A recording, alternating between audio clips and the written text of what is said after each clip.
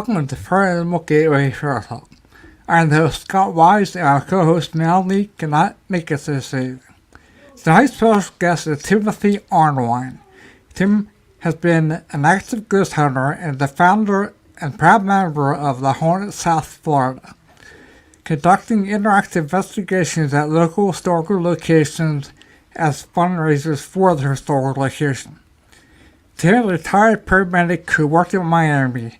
He experienced others passing on numerous occasions. Tim remembered his basic science that energy cannot be carried nor destroyed, only transferred. He began to consider that it's more than just plugging one something in the ground. Tim began his journey to look for answers. In the beginning, he began researching with the compass, audio recorders, and tape video. Today, Tim uses the most up-to-date equipment, includes digital audio recorders, portals, spirit boxes, SLS Connect cameras, a wide array of EMS detecting devices. Tim has been involved in hundreds of investigations which include private residences, businesses, hotels, abandoned prisons, psychiatric hospitals, schools, and historic locations. Tim also conducted experience and procedures in hopes of contributing to the field of ghost hunting. In 2020, he wrote and published a book called Ghost Hunting Getting Started and lectures on the subject. So without further ado, let's bring Tim in the show. There. Hey, Scott, how you doing, man? Thanks Good, a how lot. you doing? Sure. Sorry Mel can make it, but that's cool. Cool. Thank you for that introduction. That was nice. Yeah, Thank you very much. she was on with you all night, but she got called into work, you know. It happens sometimes, yeah. And we'll do all right. So. No, we'll do good. So cool. So you're in Ohio, right? Yep, Ohio. Cool. And you're from South Florida. South Florida area. South Florida area. And we were talking earlier how you collaborate with other groups. That's amazing. That's the way it should be. Yeah, still helping out September, do one. Cool. I love it doing that because, like I said, some places are so freaking expensive to go to.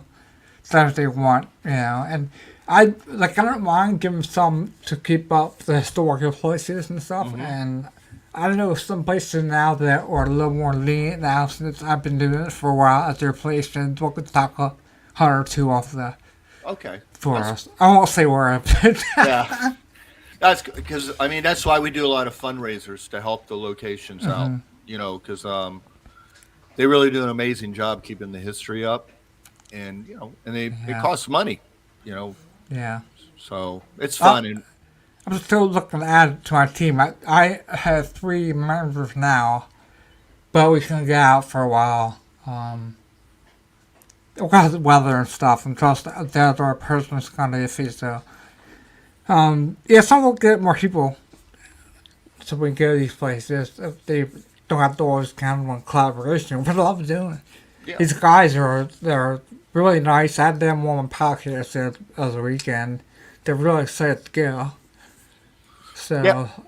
When I first started over 20 years ago, there weren't a lot of teams, so you had to collaborate to do sometimes a residential. You know, because you want it, especially if there's like a kid involved, you want to get out there as soon as possible. Oh, yeah. Yeah, we have to do those. When we first started off, I started with a team that it worked out for a few years, and then that team lost interest more, and they wanted to get back to the people in a timely fashion. And so the one guy would run on, me and him went to and started our own group. It got this other guy who was a tech genius. I love him one. He built a lot of stuff first. And he had a lot of neat stuff. And he's still working on weekend investigations together at least once a year. That's good. So I'm not sure I'm going to this year. I talked to him about it. No, I'm going back to Pennsylvania. Well, actually, I'm going to a paranormal convention here in May. Okay. At the Mansfield Dormitory.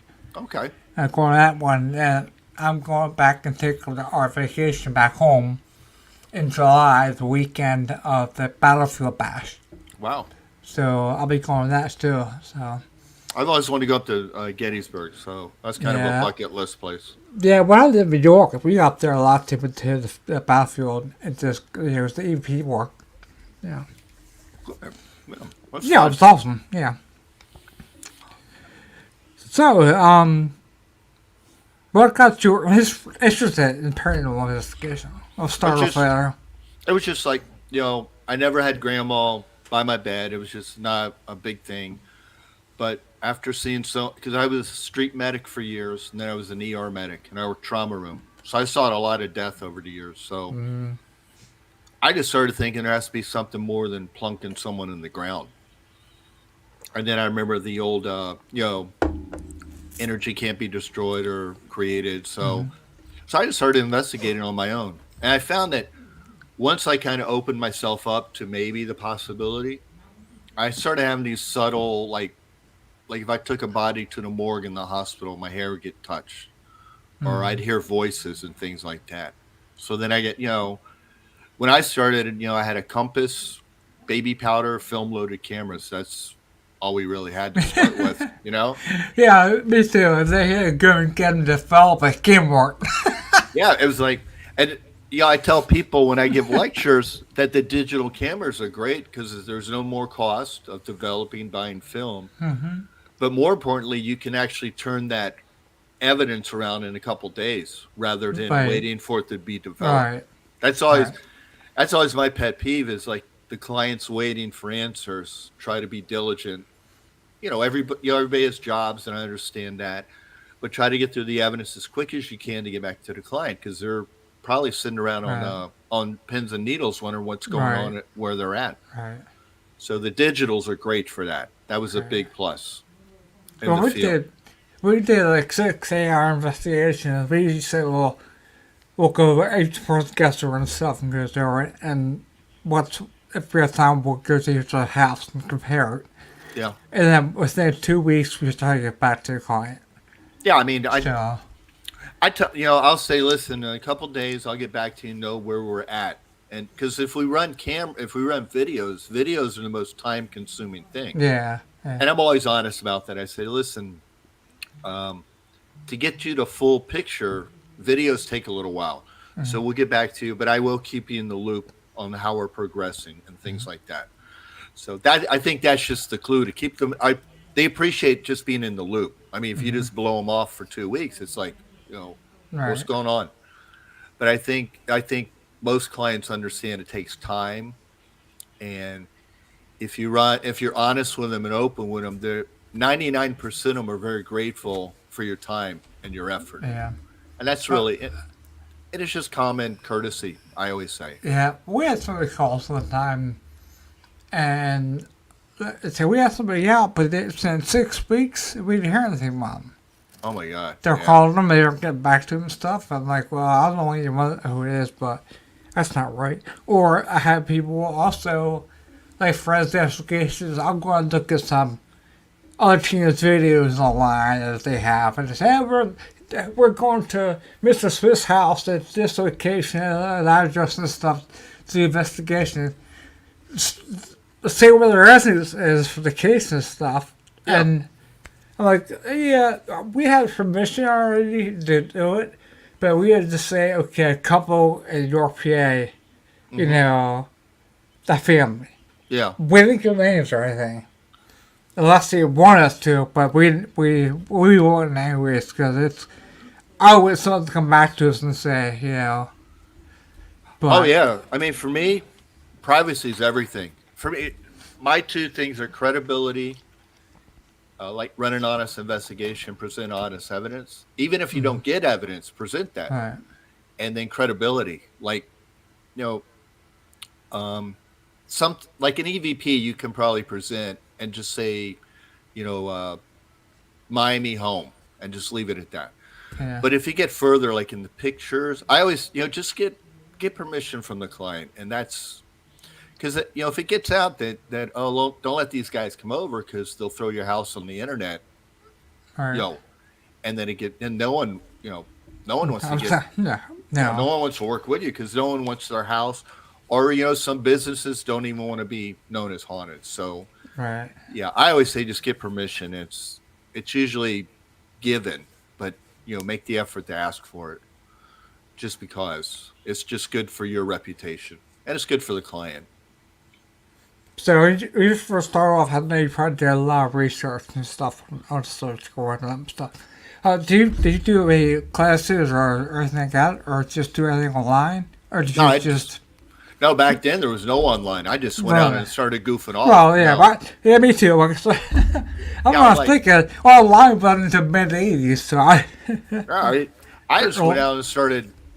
I would do, of course, the cemeteries, and I used to do something that I still do to this day. I would go to places like a historic location, and I would bring a recorder with me and record stuff. And if I caught something, I would find a staff member who, I kind of connected with, who might be into it. I say, hey, listen what I got. And I still do that to this day. I've become close to a lot of locations from doing that. Because usually they know the stories, and now you're just confirming what they think. So, yeah, I mean, that's the way I've just gone out and just investigated. The word of mouth is always good. And then, I do these historic locations, and I've, not a lot, but I've had people walk up and say, hey, my house, I think, has activity. Can you come and do my house? And things like that. Mm-hmm. But yeah, that's the way I always started, just going and just trying to get better. I joined a team pretty quick when I went out, just because I wanted to learn more about the tools and the process. Yeah. That's how I did too when I first started off. The guy had 30, he was doing this for the early 70s, he was just doing stuff. And so I worked with him a lot, and that's the team that I left him. But I have a case that's kind of weird, I'll say, but I'm going to ask you this question first. What's the most interesting or unusual case that you investigated? Well, over the years, people always see this stuff on TV, and they're worried about, it's evil, blah, blah, blah.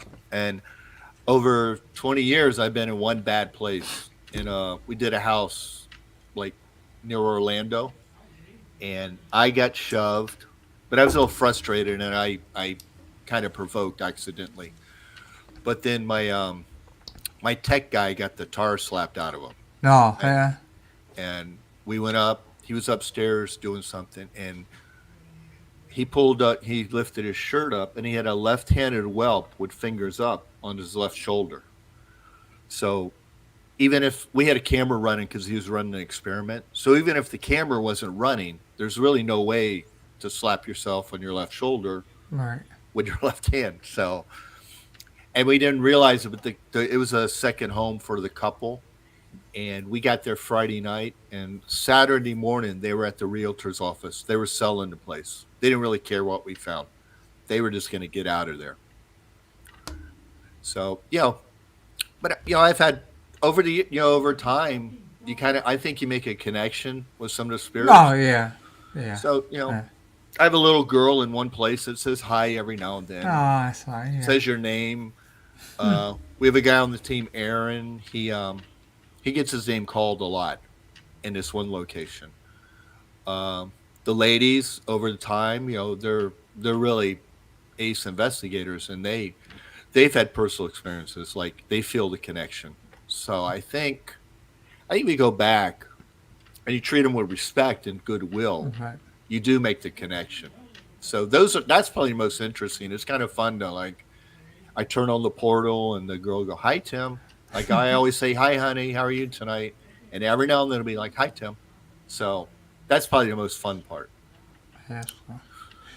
Well, my story is kind of more of a, I'm just warning people out there that I worked at a graphics company doing graphic arts. Mm-hmm. And every while we go out after work because we beer ourselves, we'll get shit-faced or anything before we get together and have fun. Yeah. So it was always me, this one girl we're good friends with, my best friend, and our other best friend. There's for us to do out. And so we got there real well. We did it for a couple of years. And one morning when I came into work, everybody's crying. And this girl's best friend came over and said, "Did you hear what happened?" I said, "No, to who?" And she said, "I said her name." I said, "What?" She said, "Her husband killed her last night. Oh my God.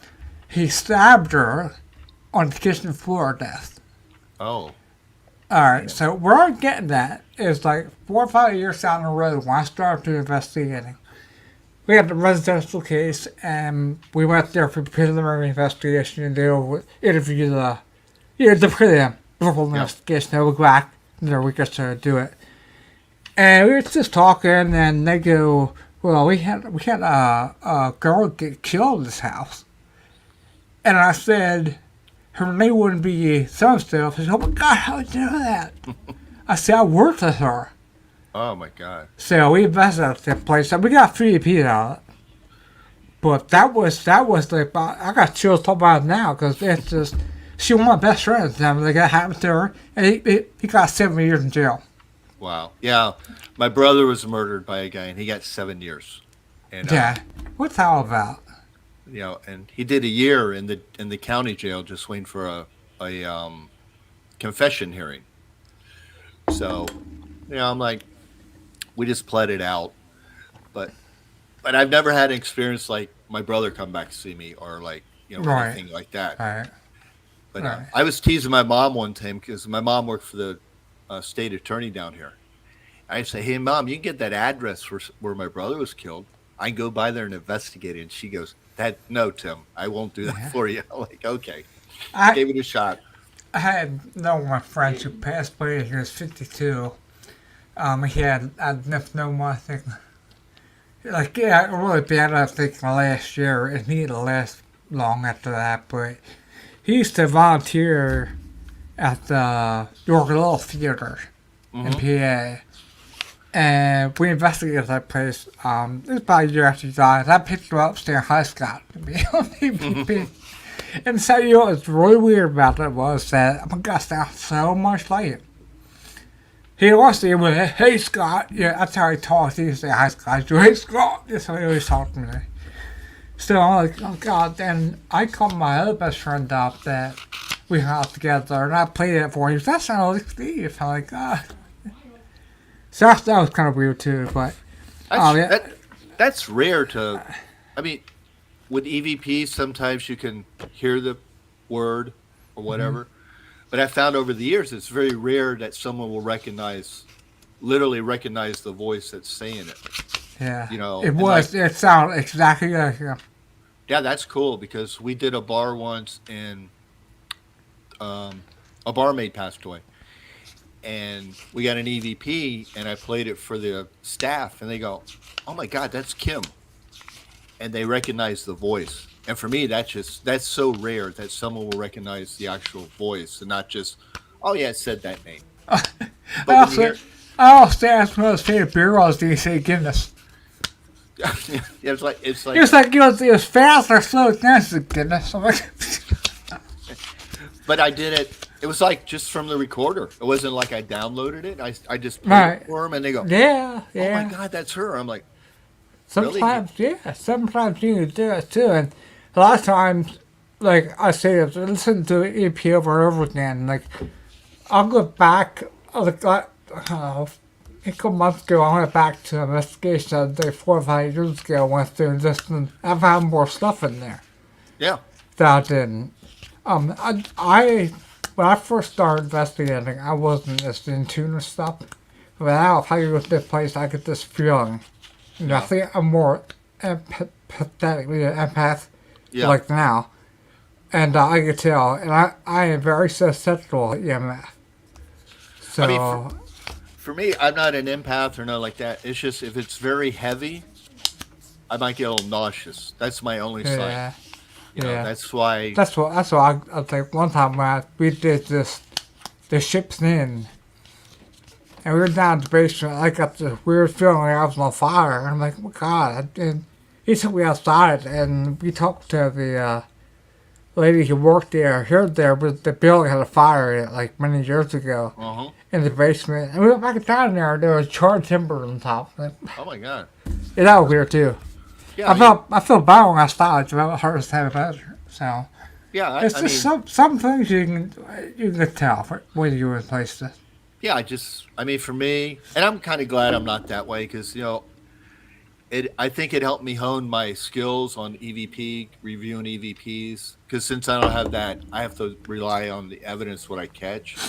So I've worked on the skills to really listen to EVPs closely and things, and look at videos closely. Try to watch every corner as it's going by. Right. Right. So yeah, because we have some really good sensitives on the team, and they're great at what they do. And I'm like, I'm glad I'm not, because it's just really it's forced me to hone the skills to gather evidence. When I first started, I'm sure the same thing with you, is that we had the VCR tapes and stuff. Oh yeah. And that was suck. How you supposed to get it off of it? So I would actually stop. Like at North last year, we called the Hat Man. So I had to just pause it right there, most thing, actually see his outline and take a picture of it. Yeah, that's great. What else did you do back then? After a while, they had the adapters. It's a computer, and that was great when I found out that. Yeah, I mean, it's like, and then I had the wired DVR system, and that was a big, because you can watch. I would pick like screen 1 and 4 to look at, and then 3 and 4, and then if I caught something, but you had to mark it on a paper, and you're like, oh, I did it all the time. Yeah. Yeah, that's why I say I did my EVPs too. So. That's why I say video is the hardest thing. It's the most drawn out thing. Right.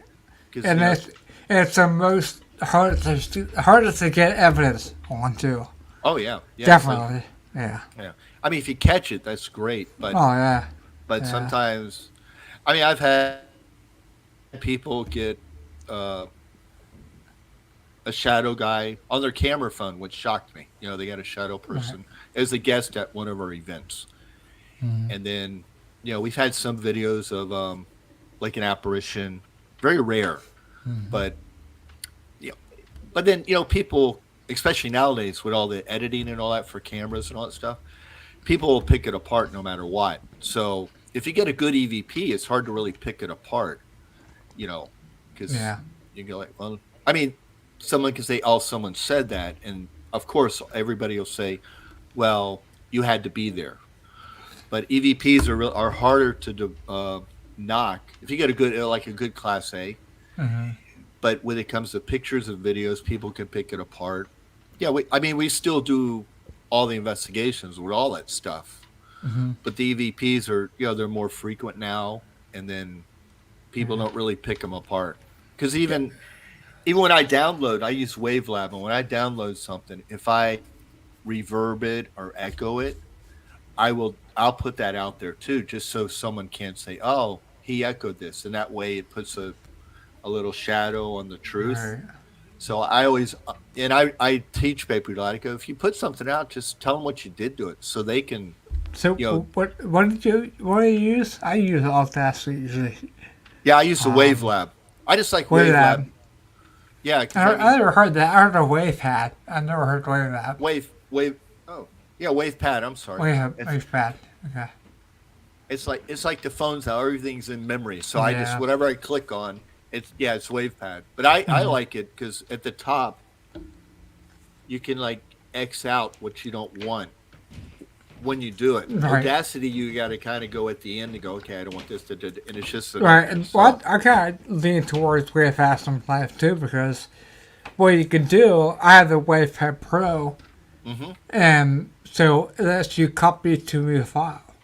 Yeah, it's easier to share and everything because I'm very computer illiterate in a lot of things. So I'm like, this is easier to share. So it's like like when I open the file up and it's like 4 hours long, and I go through, I think I hear something, I'll select that out and hit copy to new. It makes a new tab with that just in it, and then you can save it what you think it is. It's great It's, because yeah, it's awesome. you That, can just that's the times if I want to do a little adjustment to it, I will take it into Audacity because they have an actual awesome noise reduction yeah that doesn't really interfere with it. And yeah. I love Audacity for that. I mean the Audacity quality is probably better, Hmm. but for me, like you said, the sharing things is Yeah. always easier for me. And when I'm doing it, I'm always just looking at the spikes, to see if something's Oh, low. yeah. That's Yeah.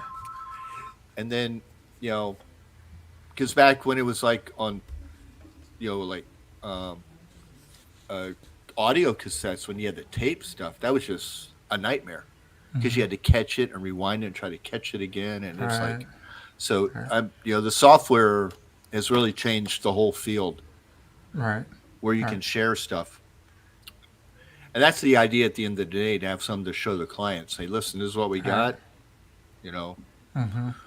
Because, I mean, I caught a shadow once and I showed the guy the video and he was furious that we caught something. I said, well, I'm sorry, man. You saw what I saw, you know. So, Yeah. yeah, the way the field's come so far in 20 years is like, it's Right. amazing. It just makes it easier to really get a good file for a client, just to sit down with them and say, listen, this is what Right. we got. Or this are Yeah. debunking stuff. You say, Yeah. because sometimes they might hear you recording and say, "What about that one thing?" You say, "Well, it was really nothing." And then you can, if you had to go back, you can say, "This is what we got when we worked it on the software. It was really nothing. It was just Hmm. a noise." They're like, "Okay," and it just it makes your evidence look more honest. And then a lot of times the clients still go, "Oh, Hmm. okay, well, that's cool. Thank you so much." Yeah. I'm working on a book right now on EVPs, so we'll see how that turns out. Oh, cool. Yeah, I just finished Yeah. my another book. It's done editing. It's in the cover mode. It's like a sequel to Ghost Hunting Getting Started, Right. but I put all the updates of all the equipment, new procedures I've tried over the past Hmm. 3 years, and then I included some locations that there's so many locations down here, but I included three of them because I wanted, like, if you pay the tour fee, like to go to this place called Gold Coast Railroad Museum, it's an actual railroad museum. If you pay like their little, it's a walk-in tour, self-guided thing. But if you bring a recorder or a camera, they won't tell you to put it away. They're very proud of their hauntings. So I included those locations because I want people to read the history of the location, the haunted history, and the activity I've gathered over the years. So if they go to this Gold Coast Railroad, they'll go, let's go to the dining car and make an order because there's been success with EVPs with that. So Hmm. that book, hopefully next week, should be coming out. Yeah. Hopefully. I'm still working. Well, I think towards the end or at the end, I'll probably have written some of our best reviews over the years. In, That's cool. Yeah. at the end, yeah. Yeah. So EVPs are. it's going to be very in depth. Yeah, it'll be a lot. It's going to have decent sized book because I was getting to the last stuff on it. So Yeah. It's a yeah, book. hopefully it'll be out in about a month or so. That'd be good. But it's going to be probably just a book because I would want to self publishing it, but I'm not sure how to do that. Oh, I do Amazon KDP. If Okay. if you upload everything and you don't ask for any help, the ebooks are free. No, they don't Hmm. charge you to publish it. And then if you want to do a paperback, um, you pay the cost of printing. It's they call print on demand. It's not like they're Hmm. gonna make you buy 100 books. There's no Right. minimum. It's like if you're going to like a convention, you want to bring the book, you can order. Okay, I might need 50 books. You pay it at a discount, like 50% discount, and then you charge what you want to make on it. It's Right. Amazon KDP, and they're pretty. Yeah, I was looking at that. I actually have my. I was working on a UFO book also, but I just decided to start that. But yeah, I look at that KP and I was always kind of leery of it, but you have to go through also and well, I need a social security number. I know that. Plus, they also need a W-2, I think, don't they? Yeah, I mean, you have to have like somewhere to put the money because they'll direct deposit it, Yeah. and then they'll give you like a tax thing. You just report it.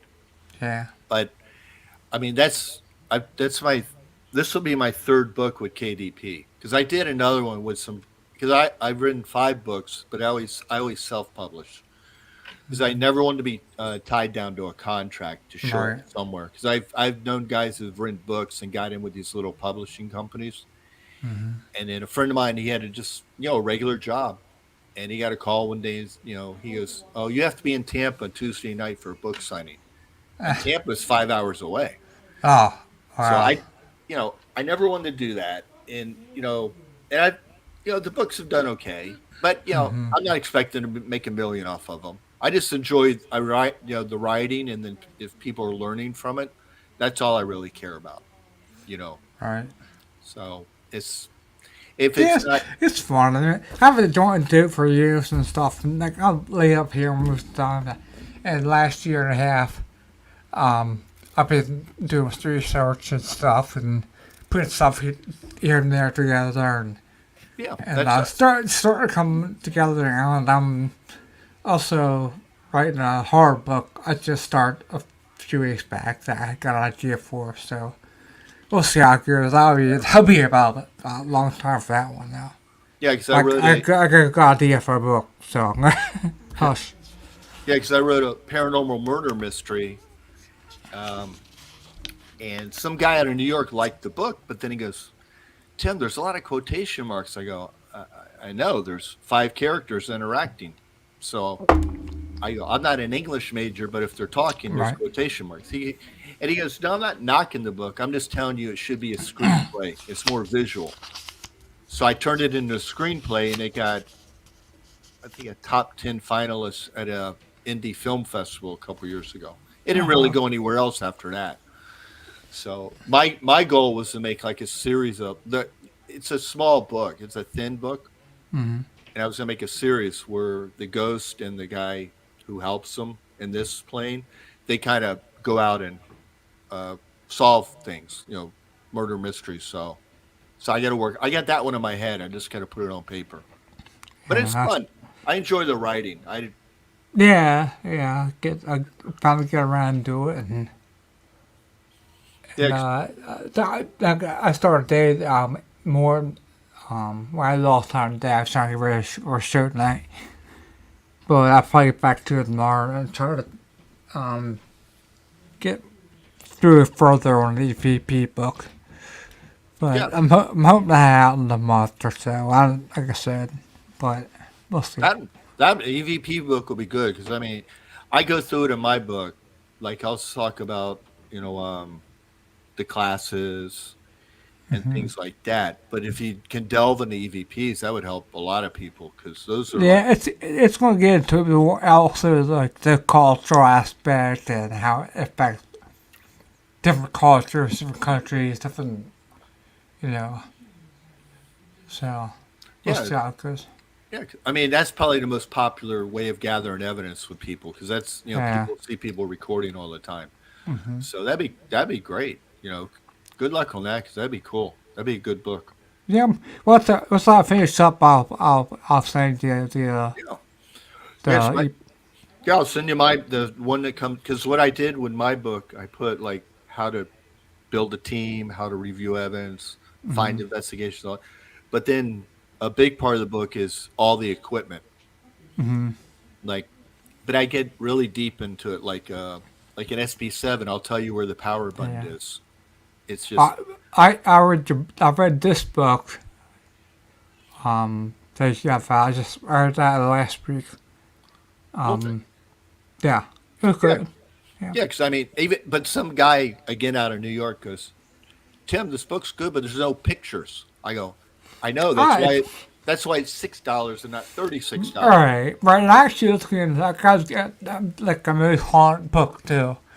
And I started that kind of too, and I started putting pictures off the internet. I found like Wikipedia, And I thought, what? I can't, once it gets to the point you can't put pictures in anymore, then it looks dumb or stupid, so I'm not doing any pictures in my book. Yeah, I mean, for me, I'm like, I mean, because I have everything in the book that I talk about, I own that equipment. So, I mean, it's all, I can go out and take pictures and do it. But I'm Right. thinking, but then the publisher, even if you're self publishing, they're going to charge you a lot more money Yeah, yeah. because you have photos now. And then the price will go up. And I'd rather someone pay $6, $7 for a book that they can just throw in their toolbox rather than 36 or $40 just because it has pictures. Right.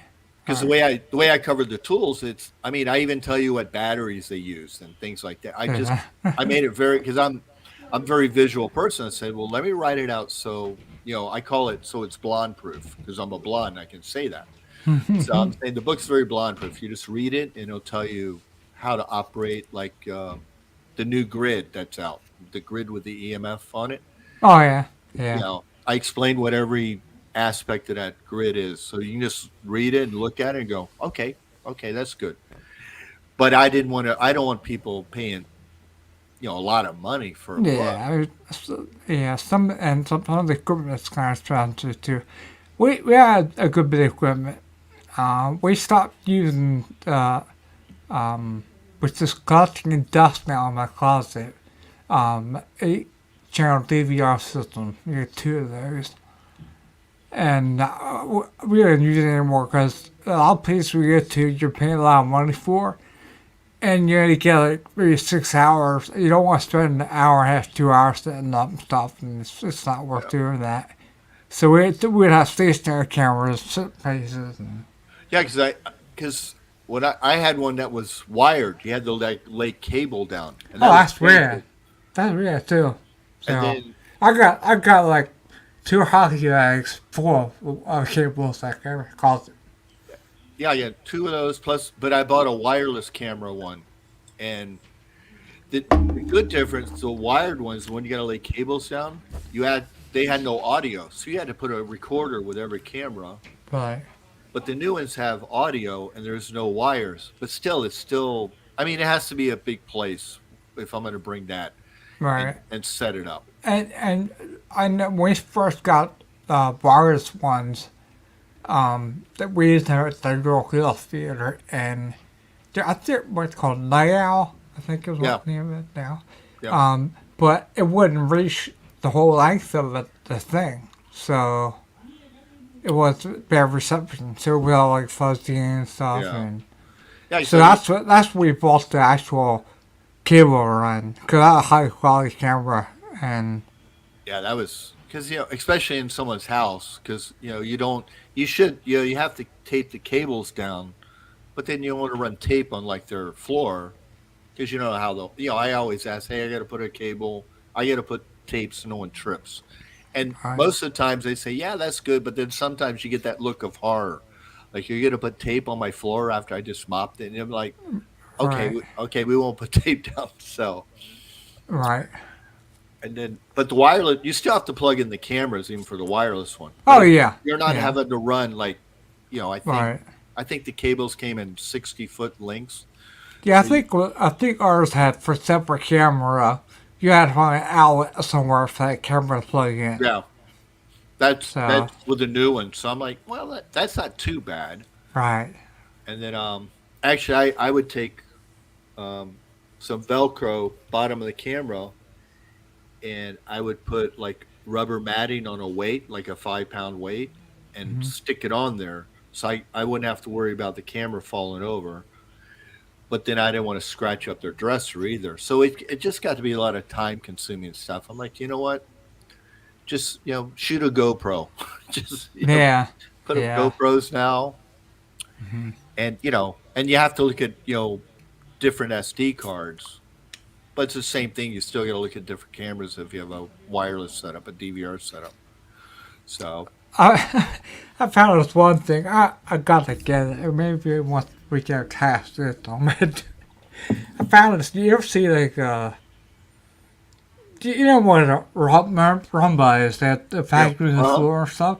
They have a pet cam. Oh, that's A cool. low round ball goes on wheels and follows whatever. And it has a slot for a 64 gig in it, and then you can actually have a phone app to steer it and stuff. Oh, And cool. it has night vision on it. Wow. Yeah, I'm thinking I get one of those and put it in one of the rooms we get investigating. If it sees something, it'll track it, go to it. Oh, that's So, cool. Yeah, I mean, I've had guys who've brought out their little remote cars and they rigged a camera on it. But then you hear that ying ying when oh you're yeah, yeah. I'm like, it was fun. It was fun to play with, but I'm like, the little ing ing. I'm like, okay, because you're doing EVPs. She goes, that's the car, that's the car, that's the car. So you got to yeah. be a So, little I smart. don't think it's makes some voice, but like I said, I like the. We'll see how it goes. It wasn't too expensive. I think it was $120, I think, but Oh, it looked cool as hell. So I don't know. It might be a good investment to have fun with. yeah, but But it looked pretty cool. I'll send you all YouTube then. yeah, I yeah. found it on Amazon. That'd be cool because I mean it's fun when you're working with people, as you get a group because everybody has different ideas they want to try. And the guy said, "Let's put a camera on a RC car." I go, "Yeah, that'd be fun. Let's see how it works." And then we went, "Nah, maybe not." But everybody's always bringing their own ideas when you have a good team. And it's like, okay, let's try that. Let's try this. This thing also, if it hits the wall, it turns around and goes back. So, Oh, cool. Yeah, that might be fun just to have, just to play with. yeah. Because I mean, I like it, but like for a dog here, find she probably go crazy. Somebody bark at it there. because we do two hotels with long hallways, so that might be fun just to set up in there and Yeah. just see. Okay, well, I saw it was night vision. I'm like, oh god, I gotta get this. That'd be fun. Yeah, send me the link. I'll get that. Yeah, and it has it. You can record on your phone if you want, or just steer it if you Okay. want, or you can put it on auto mode when it sees something that goes to it. But if um, it also records on the device itself, Oh, cool. so Yeah. you can pull a card out, put it in your computer, and download it off that. Oh, that'd be cool. Yeah. Because my phone couldn't handle that. I got a piece of shit for for a phone. But yeah, I had a video visit on the phone for a doctor the other day. It wouldn't work. She just talks on the phone. I'm like, sorry, my phone's crap. But even like when we had the puck, when we used the puck a lot, we brought the iPad, so we had a bigger screen to look at when we Mm-hmm. used the puck too. So we got in the habit of packing an iPad. I'm like, okay, yeah. Yeah, But that's just something else to charge during the investigation. I'm like, oh, okay. yeah, So, yeah. because it's funny. A lot of they're coming out with all these combination tools, but you always end up carrying a battery pack attached to the combination tool, like the puck and the iPad and all that kind of stuff. So you're like, okay, all right, and then God forbid you forget a cable, then you can't charge it. You're like, oh man, it's like, can't use this tonight. It'll last 30 minutes, it'll be dead. So let's see what we can get out of it. So I guess you guys do the same thing. When you go on investigation, you go and you take ratings and stuff all around, Yeah, right? we do like the preliminary where we'll go and do like baselines and Hmm. see if we can debunk stuff. Like if there's like a big EMF leak, we might say, I'll say, listen, you might need an electrician out here because this Oh line, yeah, and then I had that for. or we had down here we have a lot of everybody has a pool, not everybody, but a lot of people. So I did a place once, and they were getting a lot of um, feelings of like being watched in just one area. But when I went outside, they had every house motor on the wall, the pull motor, the small Oh motor, my god. and the windows were just. I said, "Listen, you might want to insulate these motors and seal your windows again, and everything should be good."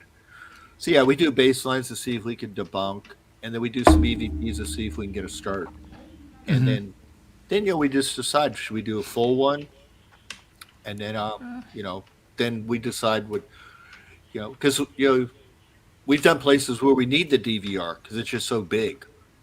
So I've Right. done, Yeah. like a hotel, like the hotel. I've done Right. DVRs in a hotel. So you didn't, we decide what equipment we need, and then we just go from there. Yeah. It would um my wife worked as an innkeeper at a mansion in Hanover, PA, and we'd investigate that and ran wires and cameras there. Yeah, it's like, But yeah, it's at that point I was just starting to get my disease to start kicking in that year. And so they were doing a lot of work. I'd be down there hooking the cameras up to the monitor and stuff, and they run the wires and stuff for me. And there you can wrap in between railings and stuff going up. So because we have that new thing, that tripwire, and we'll run that down a staircase, and we can run it in and out of the rails and stuff, and it's out of the way. No one can trip over it. That's right, that's the good thing about stairs. At least you can wrap it around, and you're not worried about people tripping over it. right, But yeah. But then we do a full, and then if we have to do a follow up, we do a follow up. We never leave the client dry. We say, okay, we're done. Good luck to you. We're like, if you need to come back, just let me know. So I mean, sometimes we find stuff that they're comfortable with. They're like, okay, that might be Grandpa. Yeah, we can live with that. We just want to know. yeah, You know, or or we'll debunk stuff. You got this going on. You got this going on. Call an electrician out, or the normal, animals in the attic. You got 2 raccoons in your attic. That's what's making the noise. Oh, okay. So we've had that a lot. Because there's a company down here where they'll come out and get critters out of your house or whatever, and I get them on. I'll pull out my phone and hey, call Bobby. He'll come out and take care of the raccoons. They're gonna speed it off. Yeah, like really? I go, yeah, we get this a lot. Like, oh, okay. And usually the clients also, I wasn't imagining. I go, no, they were up there having a party. Got what's up for gators, Yeah, we got. alligators. Yeah. Oh, yeah. Yeah. We got the gators. We got a lot of raccoons. We've actually had some squirrels that'll run in and out. So, but that's a whole. Even if you don't find a paranormal answer, if you find an answer, that's why you're there. So, and we have a good laugh about it. Yeah, remember those 2 raccoons? And then we're like, okay, let's move on. Yes, we had rat addicts before, please. Yeah, but where am I? All right. How do you deal with skepticism or criticism for non-believers? Oh, I mean, I just I mean, we get people and say, "Oh, you did this and this." That's why I always, like I told you, when I put out evidence, I put out everything. If I had to do anything that had EVP, and if people come back and say, "Well, that's not right," I go, "Well, that's just," and I always tell people, I go, "Well, naturally, you're going to hear something different from what I heard if it's on a Class A." So we'll discuss it. And I've had people say, "No, Tim, it said this." I go, "Oh, damn, you're right." So I've had it sometimes where, like an EVP, someone will say, like, I thought we did a place and I thought it said Oliver. And then when I put it out, someone says, "Tim, I think it says I live here." And I listen to it over and I go, "Yep, you're right." It's what's weird. I had one the other week that I heard 2 different things. We listened to it. It sounded like cat, and then it sounded like cat too. Yeah. It's weird because if you listen for it to see what they heard, you hear it, and then you hear what you heard, and that's I was just put the AGP out there online, and the guy says this, and I'm just oh my God, it says both. It sounds like both. Yeah, I You mean, know, I got a good ear for EP. I pick up a lot of stuff people don't usually when I do it. And I like my friends go, how'd you get that out there? Well, it's just, I don't do anything really to it. I hear it, and it's real faint. I've made the volume up a little bit and the filter a little bit, take the noise out, and then you can hear it. yeah, I But mean, if your hearing isn't good enough for, like I'll be 55, and my hearing is still okay. Yeah. And I went to rock concerts. I listen to music blast my ears like I go to sleep. But I still can. I mean, when I listen to it like live, I'll just own it. I'll say it might say this, but I need to really clean it up, and just we'll see what happens. And then when I share it, I go, "What do you think it said?" And they'll tell me. I go, "Okay, yeah, you might be right." I'm not very thin skinned where I can be wrong. I'm just like, yeah, Right. you're right. It does say that. You know, but I always tell people, I go, listen, if you might hear something, I might hear something different. I just lay everything out when I'm talking to them. That way, there's no surprises. It's not like I'm challenging what they're saying. I told them up front, they might hear something, I might hear something completely different, and then that way, it's all out there, and they'll say, no, Tim, I think it's this. I go, yeah, you're right. But it's weird. Over the years, I found there's more people who are into it. Like I haven't been called crazy in 15 years. Oh, that's when we first started. Yeah, it was like, oh, You do what?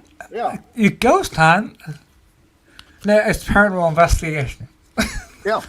They're like, I mean, when I first started, people are like, oh, you're gonna waste your time with that. But Oh, nowadays, it's like, I love it. Oh God, I love it. I mean, for me, when I go out, I usually wear one of my team shirts or my long hair shirt. And it's amazing. People will walk up just because you're wearing that shirt. And most of the time they'll say, I've had this experience or I've had that experience. So I think nowadays it's a little more mainstream and people are looking for that like-minded person to tell their story. Hey, can I tell you a story? Yeah.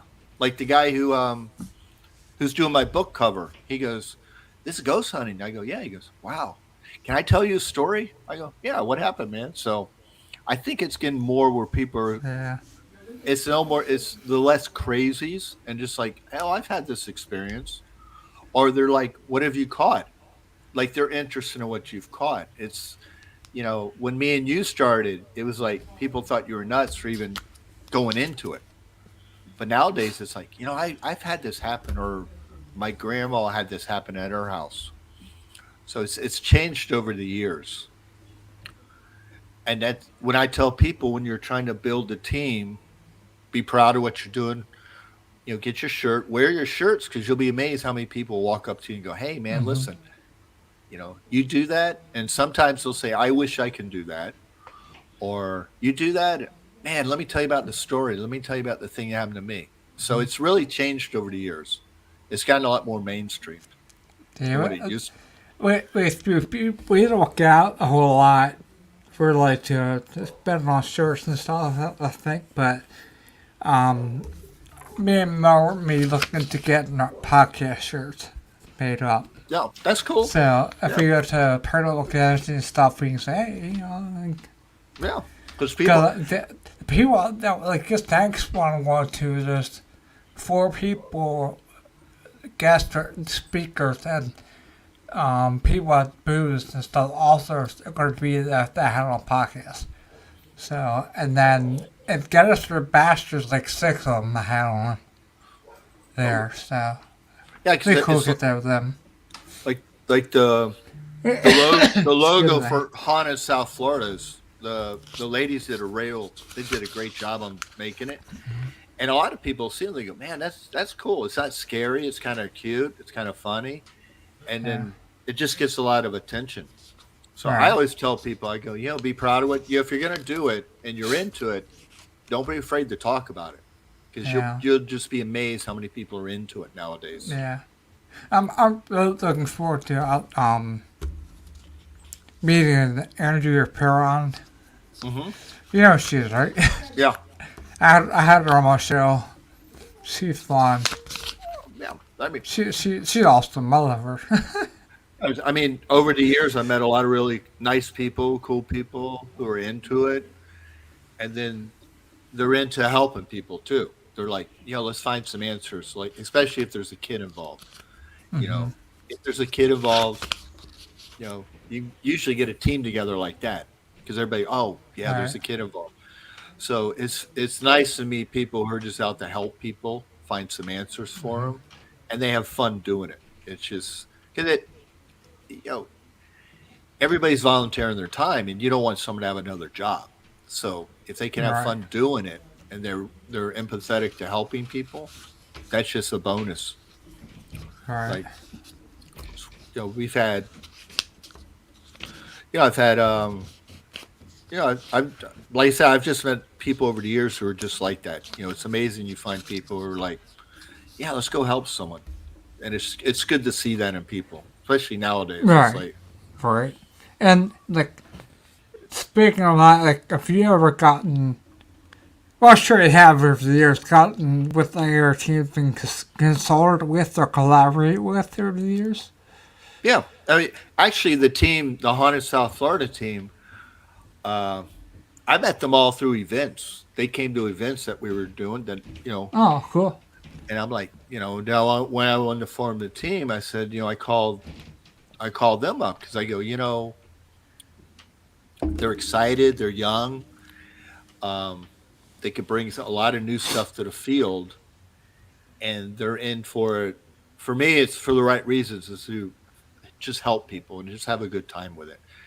I don't, I don't need to go out with people who are just they're not having a good time because that's just Right. then it's just a job. You're like, oh my god. We have all the copy that carry on. And, we do work. We do sessions too, but we found that we lost talking to carry on. They paused a little bit. They'll talk to us. They'll like say something to us. They're more active that way. Yeah, Because like I stated, I say a lot. We casual conversation between like okay, Bill, the guy's name. I guess.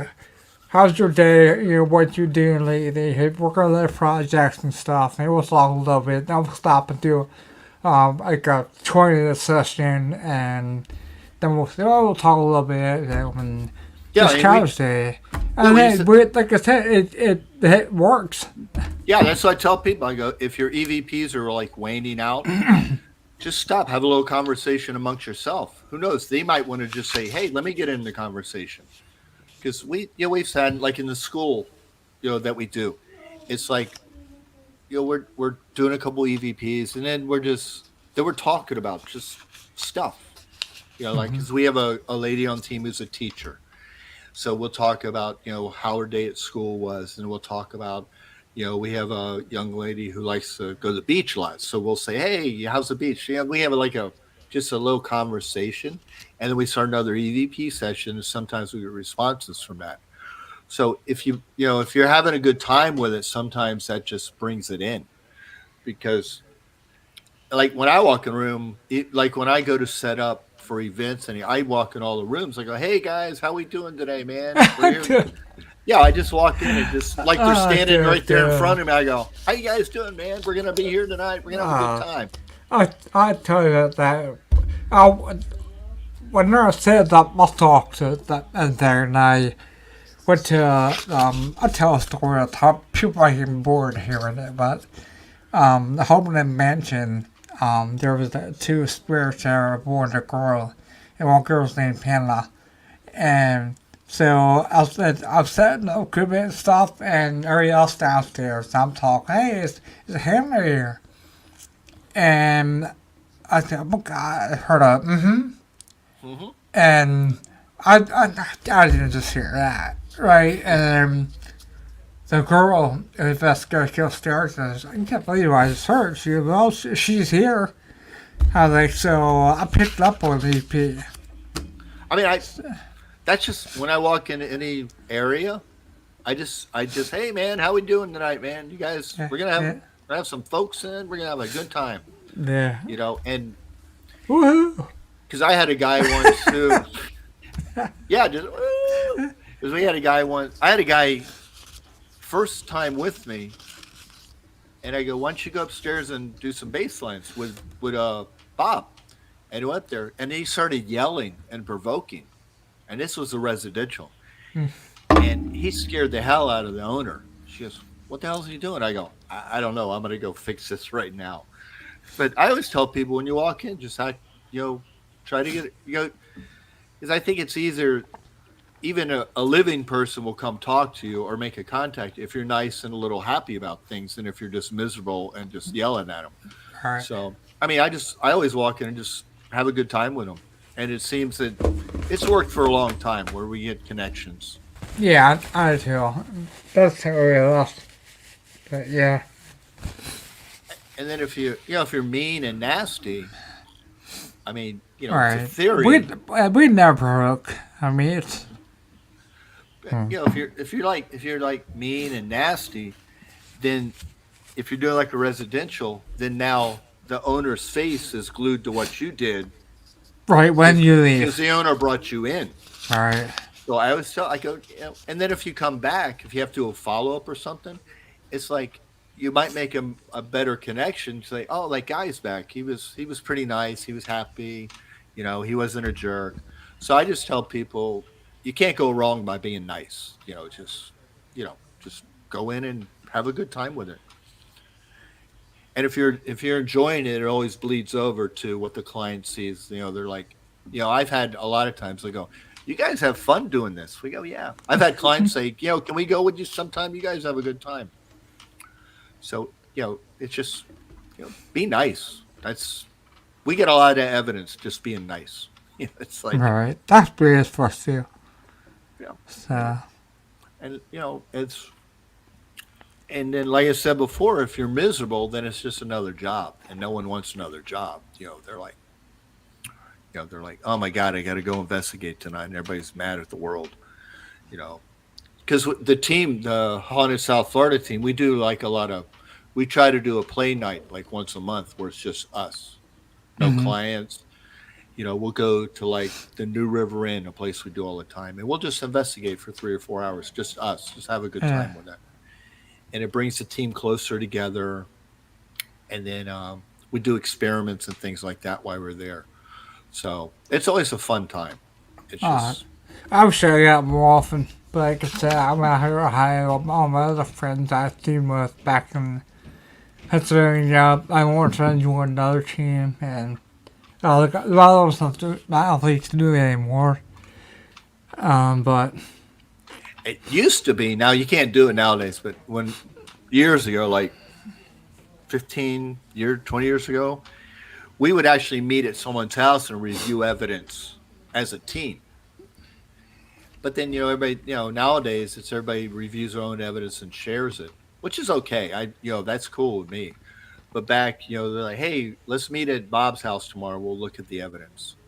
But that's back when we had the videotapes, and you needed as many eyes on the TV as you can get. Some of them might go, "Oh, stop it. Go there. Go back. I saw something." So hit the 30-second rewind button. they're like, "Stop it." And you're like, "What? Go back." I go, oh yeah, there's something there. That's pretty cool. I must have blinked. Yeah. Oh my God. I blinked. Because I tell people, I go, if you're going to you can always lay your recorder down for the whole investigation. Oh yeah, yeah.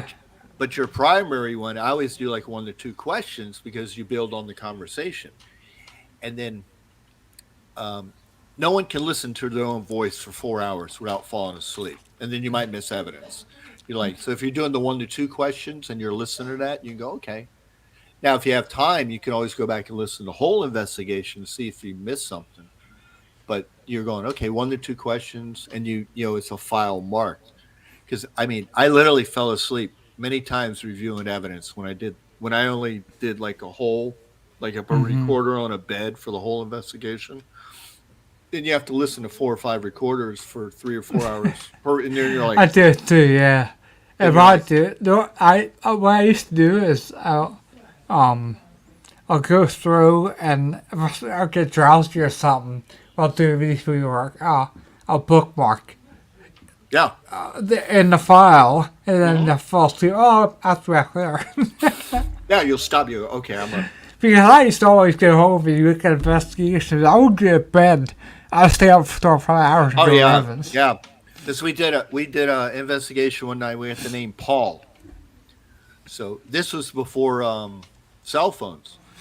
So I pulled up behind him and I started blinking my lights, and I blinked my lights, and then we got off at a turnpike exit, and he go, what happened? I go, I heard your name. I was listening back. He goes, oh, let's listen to the evidence. So we stayed at the turnpike thing all night, listening to evidence, just going through the evidence, because we were like, oh my God, we got a name. So that was cool. So yeah, I mean, I tell people, what brings you to it is the thought of helping people, finding answers. But what makes you come back is when you catch that piece of evidence, you're like, damn, that was pretty cool. Let's go do it again. And I've always thought that's been like for 20 years. That's always brought me back when you can. And in the old days, you didn't catch evidence that much with the tape recorders and all that. Right, yeah. But it was like, oh my God, let's go do it again because we're getting some recordings. That's kind of cool. Or we got a good picture, something like that.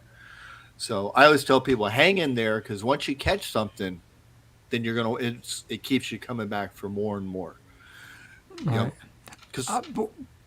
When I first started, I got my first day of recording. I went and looked at it like, damn, I got like a dictation one that didn't have a USB slot. Oh. So I had to return it and go back and get one. I'm like, damn it. So we actually went to stopped at the same store in different city, returned at that store. And then I got the right one then. I go, oh, God. Yeah, it was my first purchase. Yeah. Oh yeah, I buy like recorders cheap, on eBay or whatever, just to test them and see if they work. Because we found that like the Sony ST10 and 25 are pretty good, and they're like maybe $100 most of the time. So and then we try Olympus recorders, and actually we tried. We did RCA recorder. We did that. I actually bought each of those, and I like my Olympus works the best for mine. My Sony is like 8 years old though. It still works, but I had to throw the one out there one time because it was very and like it's like a screeching noise, and I just tossed it. I'm not going to go through that again. Yeah, I mean, I'll buy recorders just if they're cheap on eBay, just to buy it and test it. I'll say okay, and it goes in the pile. I have a box of recorders. Like when my son started college, I got a recorder for you. Don't worry about it. I went in the garage. I pulled one. I go, here you go. Use it for class. Yeah, but when we first got our first DVR system, the night owls and stuff, we actually bought a voice recorder, AM, so you have one for each. Yeah, you had to put recorders down with the wired one because I didn't know that. The first time I used it, I go, "Where's the sound?" And then I looked at the book again. I go, "Oh, damn, there's no audio." Okay, well, lesson learned. Lesson so learned.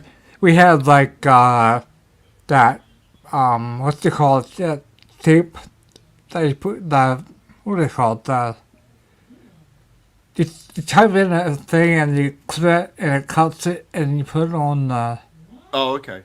Yeah. one of those things. Yeah. With the camera 1, the camera 2, camera 3, camera 4, camera 5. So we knew which one was that. And then we had the camera's number 2. So that was pretty good though. And I always got stuff with the quarters. Yeah, I mean, because I'm not real big on videos now and all that, but I'll tell the team, I go, listen, when I started doing this, I had to look at every piece of video, every picture, listen to every recording, and I said, the hell with it. I'm not looking at another video. Yeah. I'm getting back into it, but for a long time. I'm an EVP guy. Yeah, I'm like, I was like, I got burnt out just looking at the videos forever. I'm like, oh my God. Oh, yeah. But now, we'll like if we get a good EVP, we play it into a camera just so we have a backup, and then and it saves time because you got it right there. Then you can put that out as evidence. You don't have to download a lot of stuff. But back in the old days, you were like you had to do everything by yourself. You're like, oh my god, if I never see another video again, it'll be too soon. Right. It was But crazy. we got some BGPs on DVRs already. Yeah.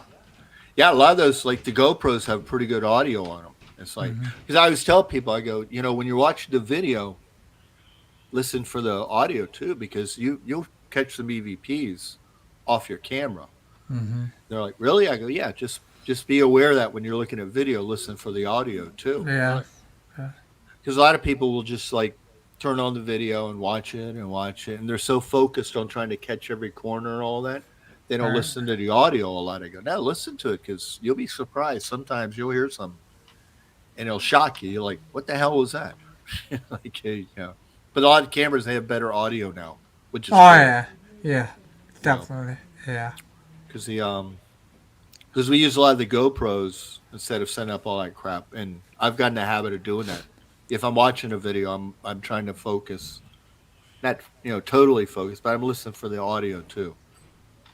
But when you catch something on the camera, that's cool. You're like, wow, because it doesn't happen that often, but when it happens, it's cool. You're like, the best one we got ever, I think, was last year at Potown Elementary School.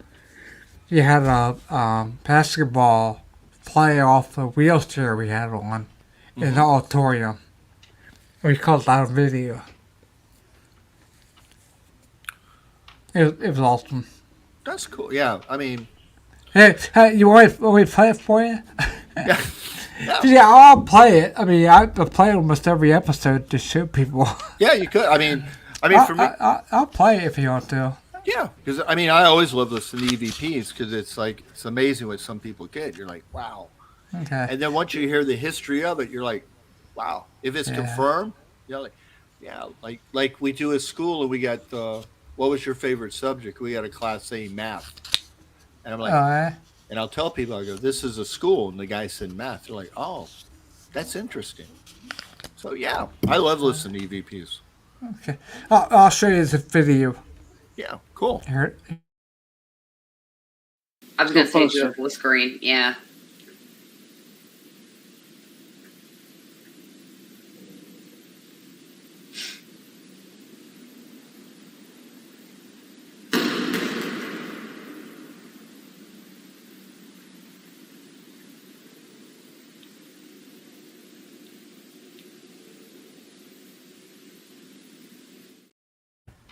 Cool.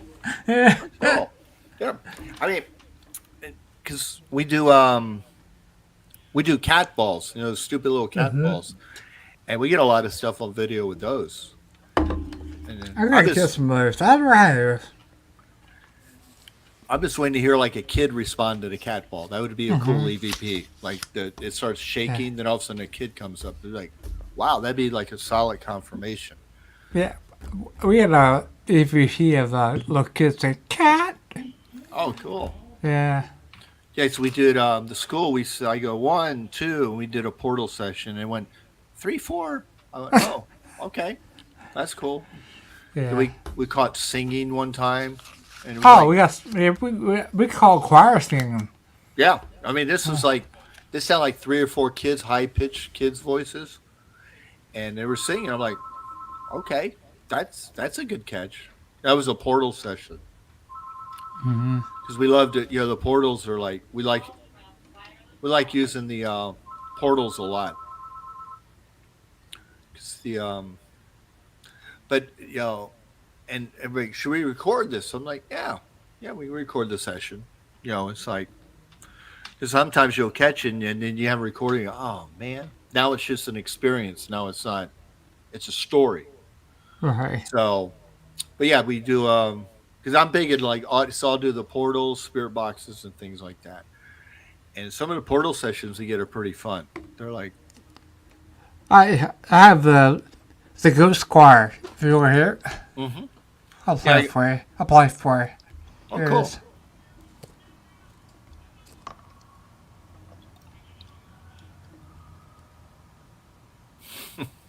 You hear it? Yeah, that's cool.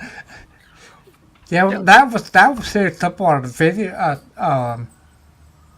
DVR camera set up in church. Wow, that's cool. Yeah, I was like, we did that place like 3 times. It was that church was built in 1818. Wow. Yeah. Let's see down here. I think we had one church, but it was a church at an abandoned prison. Mm, So we didn't get much. We would get every now and then like EVPs, and then one night we lady was looking out the window. She saw a shadow looking in the window, wow. but it was like it, it was a it wasn't that old. I mean, it wasn't like I think the prison was maybe 40, 50 years old, so it wasn't that old. Right. But some of the stuff we get, I mean, we don't have really. I mean, I always have a habit of saying, "Are you part of the property?" Because down here, everything's built on a dead Indian somewhere. Oh, yeah. So, Yeah. and I'll tell the client, I go, if it's a property, you're kind of stuck with it.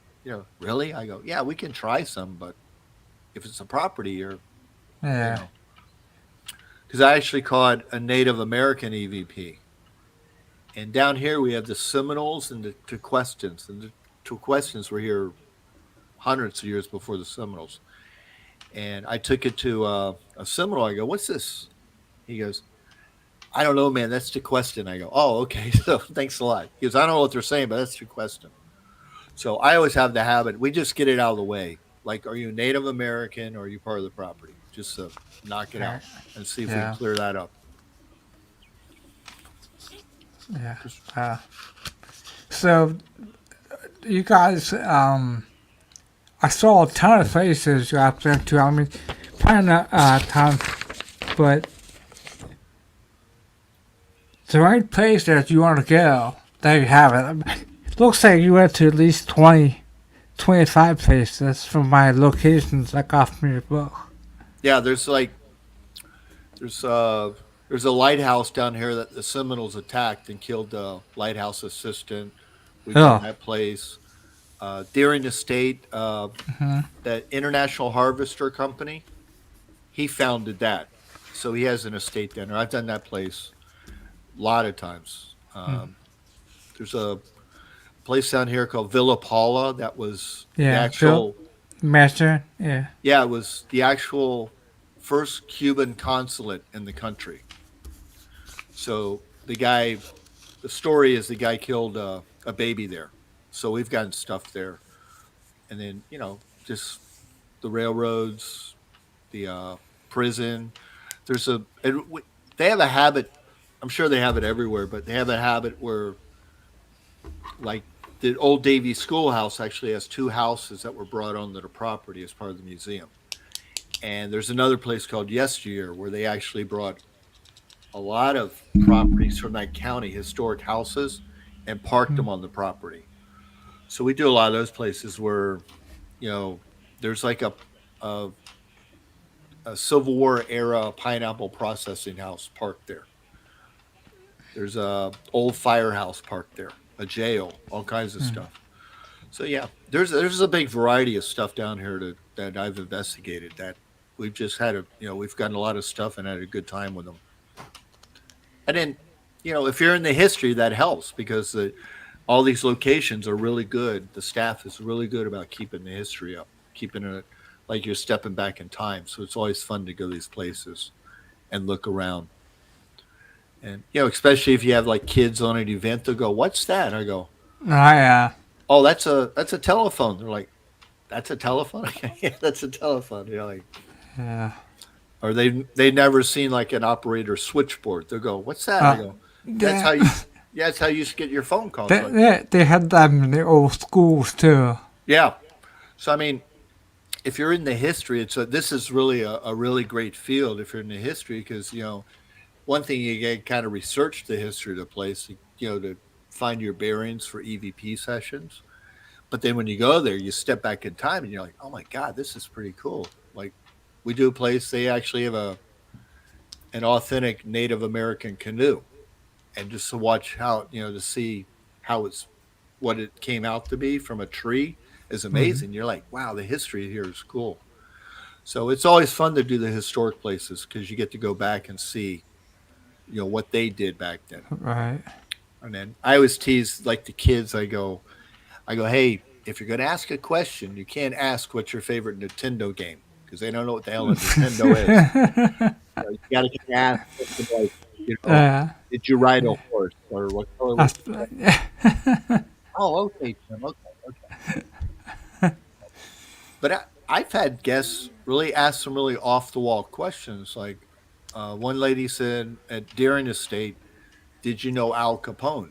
And then we got a yes. And I went, wow, I would have never thought to ask that. Because I knew he was in different places. I never thought he had a connection with this estate. They're like, yes. I went, oh, okay. Well, that's cool. That's why I always tell when you're doing an event, include the guests because you want them to be Oh, part of it. yeah. But they'll come up Yeah. with questions you never thought of. You're like, wow, Right. that's pretty cool. I would have never thought to ask that. We, we had an investigation many years ago. We first started off at in Gettysburg. It's called Battlefield Bed and Breakfast, Okay. and they had guests there who they investigated their free bed where their guests along. They're pretty cool. We had a question and answer. We showed our equipment we used. And we separated into three different areas. One in the house, one in the barn, and one out in the field down where there's a cemetery, Mm-hmm. a plot. And so we back and forth like that. And then the other guy went back then a month after that and did a presentation for that.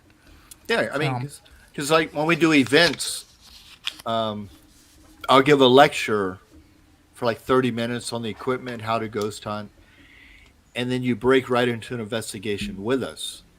And I found over the years that 90% of the people who pay for these events, they don't know it, but they want to learn something. Mm-hmm. Like I'll tell them what a RIM pod is, what all the lights mean, and all that stuff. And at the end they'll go, man, I didn't know that. Now next time I see the show, I'll know what the lights mean. I go, yeah. Yeah. It's always cool to make it a teaching moment because people come to these things, they know all the tools just by the pictures, but when it's explained to them, the theory behind them and all that stuff, they're like, wow, that's pretty neat.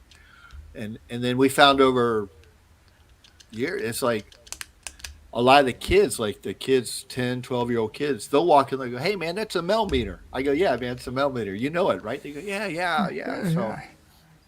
So, because someone asked me to come do a kids lecture like September, just kids. And I go, yeah, because no one's ever done that. And I go, that would be a great thing to do because the kids know the stuff already. They know what everything is called when they get there. It's funny you say that, but when we first started off, my best friend son was in daycare. We went and did one for the daycare. Yeah, They love the grid pen. My God, they love that thing. yeah, it's like That's right. That's right. They're like, yeah, they're like, can I touch it? I go, yeah, man, pick it up, feel it. They're like, wow, that's cool. Can I I'll take be it like, over there? you can't touch it and stuff. We all the time touched it and look at it and Yeah, all the art stuff we had. So yeah, it's fun. I'm like, wow, I mean, for me, I have like 20K meters because I loan equipment out I've never lost a piece of equipment. Some guy will walk up, hey, can I borrow this Ovilus? I go, yeah, just bring it back. They'll bring it back. And then like the first Saturday of every month, we're at this railroad museum and we're not investigating, but we have all the toys out in one of their cars. And it's fun to watch the kids come in and they're like, hey, man, that's a millimeter. That's a RIM pod. They'll just go through the whole line of stuff. yeah. And they're like, hey, can I put this RIM pod down at that table? I go, yeah, put it down there. See what we get. But the kids are really into it. Oh yeah. I mean, I like the parents. I'd like to try to get more younger involved. Like Mel, I brought her on my team. She would have podcasts with me, but she came on my team a year and a half ago. Wow. She got a email from her. I said, sure. I'm trying to get more. I'm trying to talk her and get her friends to join too. Because I want to grow it, and I want to. I'm not sure as long already I'll do this, so I want to I'll pass it on to somebody else that I know will carry on with it. Because I want people to keep researching, I want to keep people investigating. You know, if you don't keep it up, then you're not going to be able to. I mean, You know, with technology the way it is, the next year they have something new. You Yeah, know, so you have to keep up with everything. I'm like, well, yeah, I mean, that's when I teach it. I mean, at the risk of sounding arrogance, I like to teach them how to do it right and do it honest. Because, the less people out there embellishing evidence or making it oh up, god, that it's, just kills everybody. I mean, yeah, I right. hate it. It's good for the field. It's like, oh, Yeah, like when I talk to clients, I always say, listen, we might not catch something. That's just the way it is. right. I go, but I won't leave you. I won't just ditch you if we don't catch you. I'm just letting you know up front. And I go, and I always tease them. I go, ghosts don't make appointments. They don't wear watches. They Yeah, just might not be here. But if I can teach someone how to do it honestly and do it right, then that can only help the field. And I'm not the oh God of paranormal, but I've been doing it a long time, and I really work hard when I get a piece of equipment to know it inside and out. So because I even if you're not like a tech expert, if you're at an investigation and you're fumbling with your tools, the client might go, they didn't look like they know what they were doing. And then God forbid you don't catch nothing, then they'll be like, they didn't catch anything, but they kind of looked like they were amateurs. They didn't right, know what they were doing. So I always tell people, try to be. You don't have to be an expert, but just be proficient. Like know when to turn it on, know how to turn it on, and like the RIM pod, if the temperature's going off, know what button to hit for temp zero to reset it. right. It's And it just gives a client more um, trust in your evidence. They'll say, okay, yeah, they didn't catch nothing, but yeah, they knew what they were doing, so maybe it's. And I always tell the client, I say, listen, we didn't catch anything, but I want to come back, but I want you to keep a log for a few days, and that way the activity might be at 2 in the morning, and we got there at 8 at night. And at the end of it all, you want the client to know they did everything possible.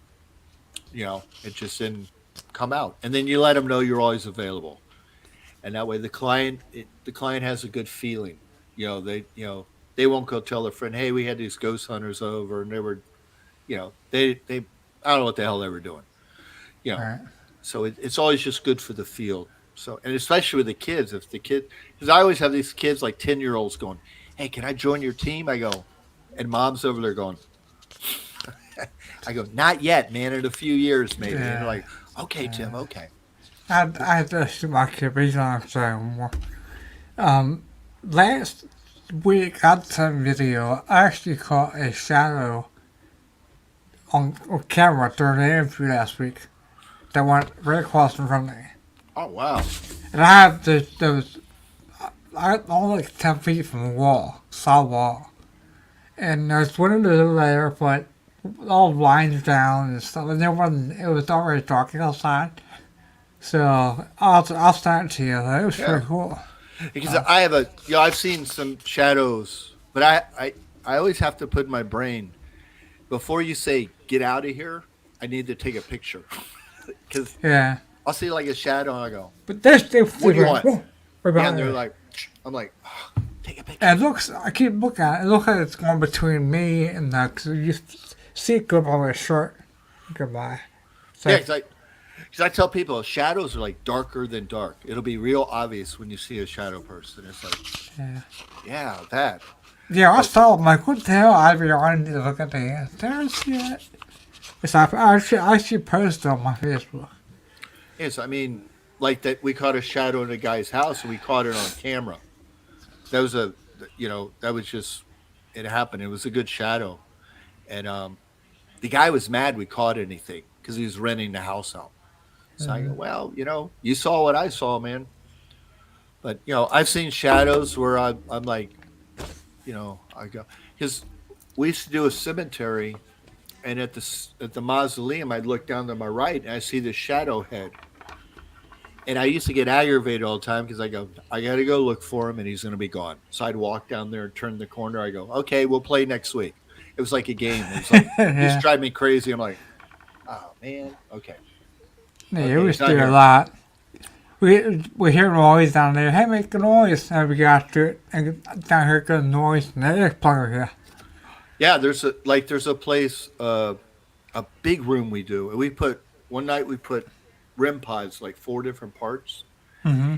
and this is way over here goes deet deet deet. So we go over there, then this one goes off. I'm like, son of a bitch. The guy's playing with us, so we're running all over the place, Mm-hmm. and I'm like, forget it. Just the hell with it. This guy's just gonna toy with us. He was just playing with us all night. He was just setting Yeah. REM pods off. But that's part of the fun. It's like, yeah, Uh, it's just it's just a little chase you give one of them, and I'm like, oh man, like that shadow. He just drives because I go, now I got to go look for him, and I know he'll be gone. I know it's a wasted trip, but you got to do it because you saw him. It's just instinct. Oh, shadow, let me go look. But yeah, but people are like shadow people. Oh, they're evil. I go, nah, man, nah. they're always just checking in. They're looking over something, looking Yeah. around something. I think they're just checking in on you, see what's happening. You know, but I've never had a bad experience with a shadow. It's just like, okay, let's see if he's there, and he's never there. They're like, okay, I checked in, I'm gone. But when you catch one on film, that's the best part. Oh, You're like, yeah. yeah, because now it's evidence. It's not just a Mm-hmm. story.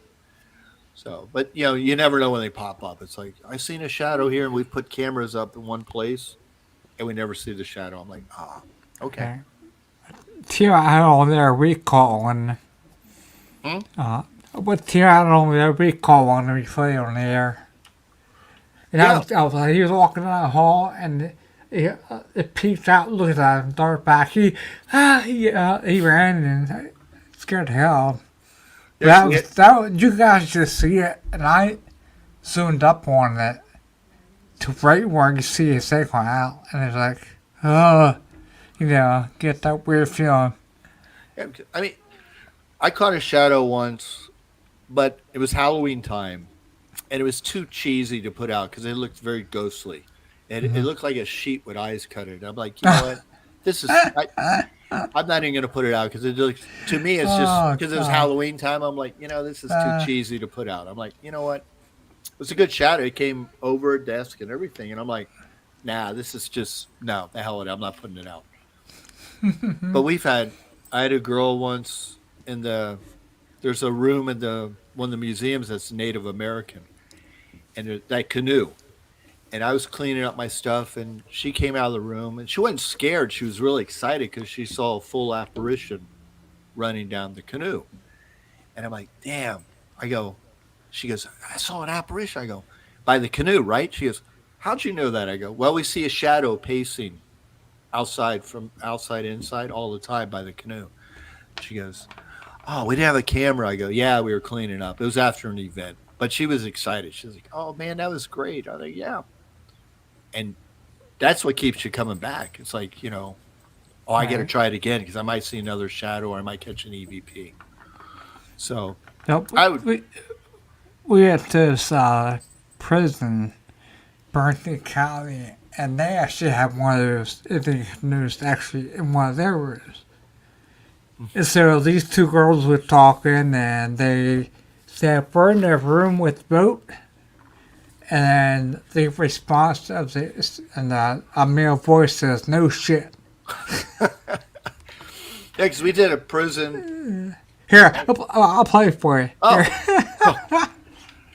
I love when they cuss. It's like, really? Okay, Nina, Leanna, we're upstairs on the second floor. We're going to, we're in the room with the big boat. Oh shit. We're going to do it. Cool.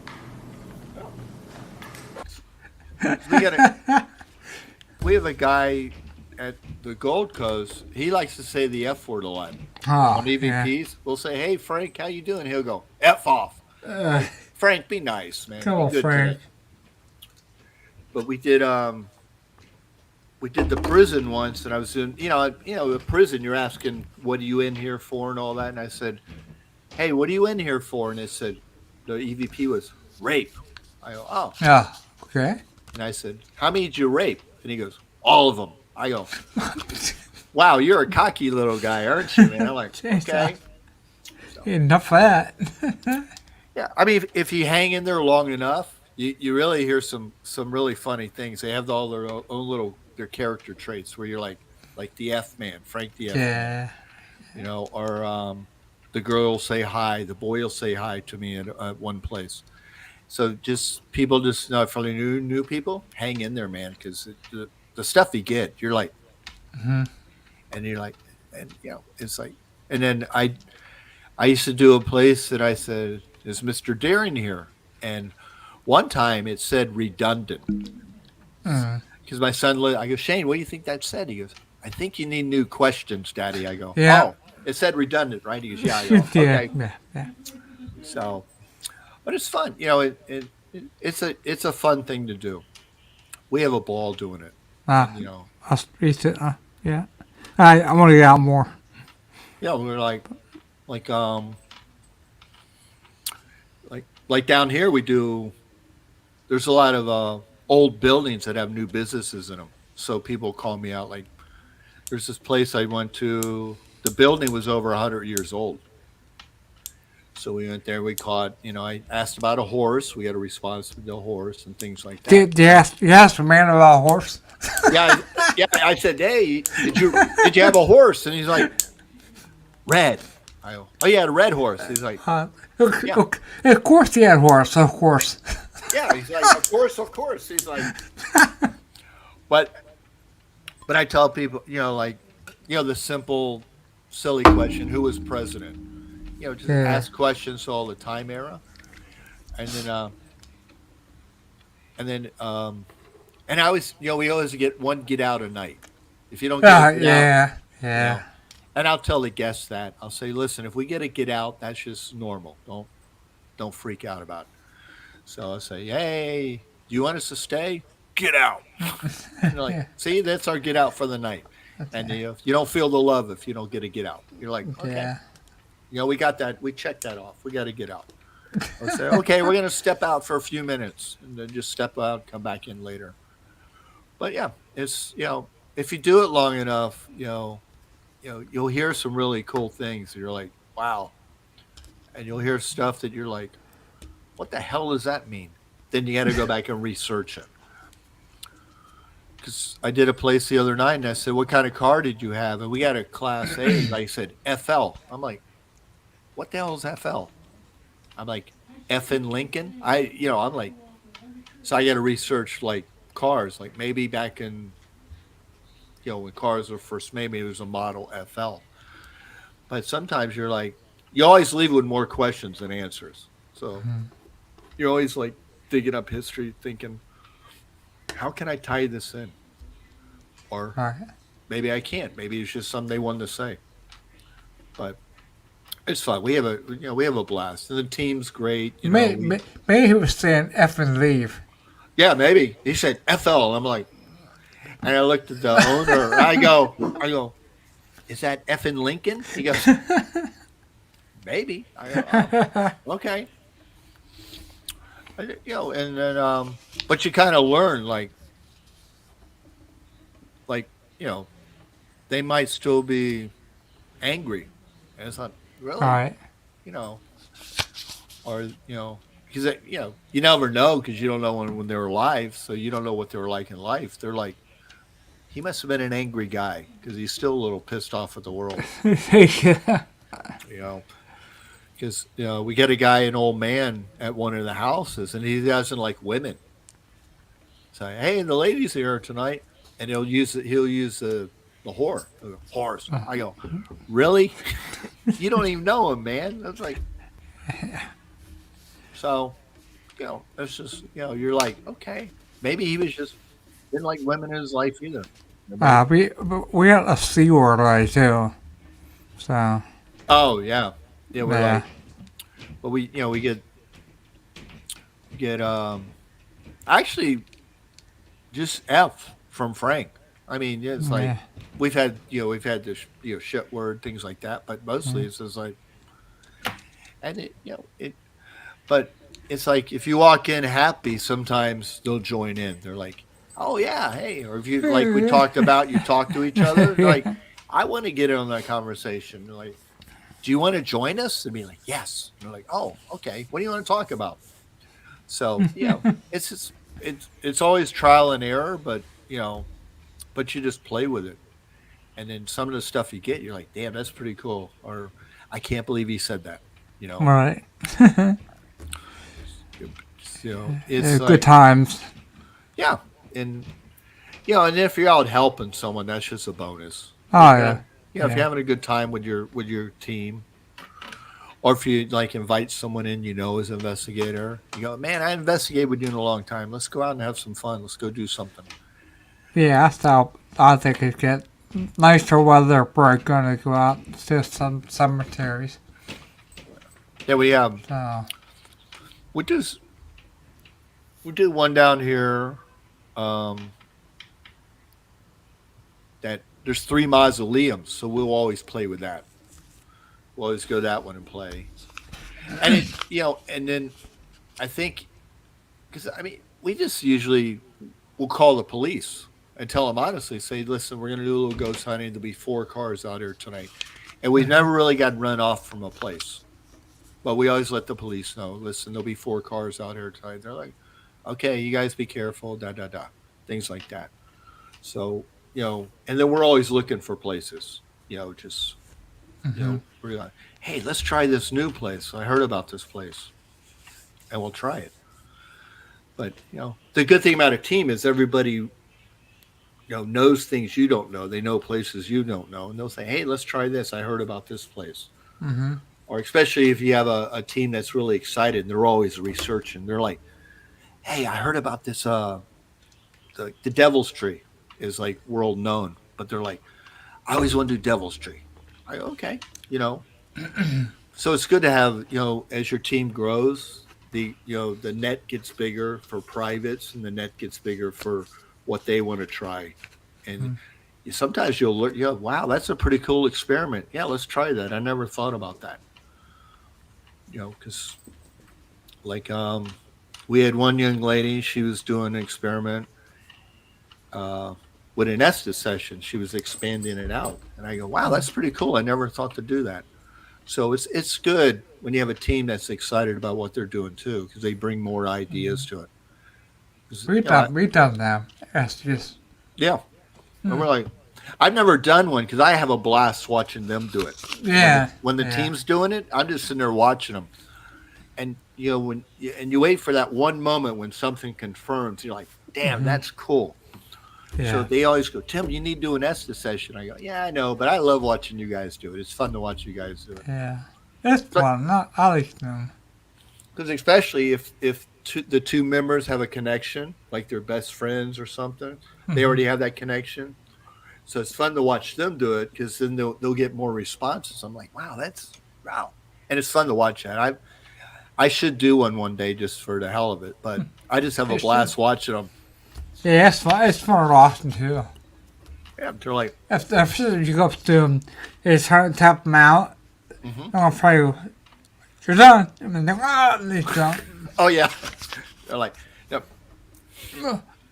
Because they were doing an Estes once we were doing an antique store, and I went to walk behind the girl doing the session, and she goes, "Stop!" But she said it like real determined, and I went, "What?" And I literally sat down right there. I go, "Okay, I'm stopped. I don't know what the hell you want, but."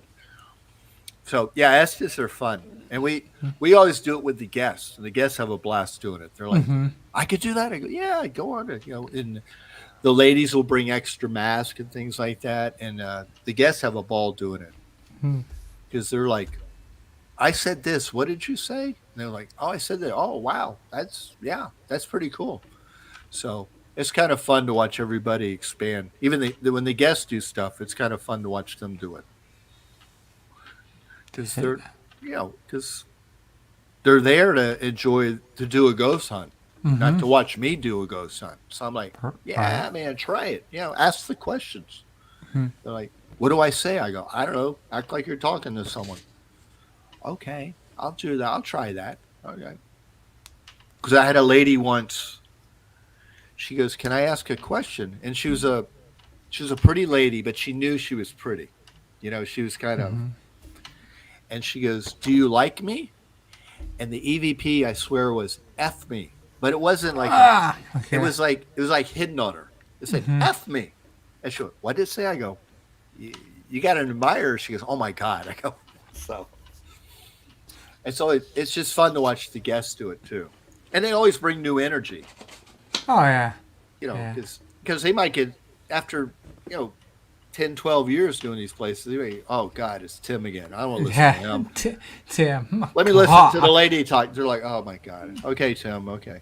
So I go, you ask your question, and I'll tell people that if your EVPs are waning, ask someone else ask questions. You might not be making the connection. They Right. might be just sick of you. They're like, oh Right. God, not this guy again.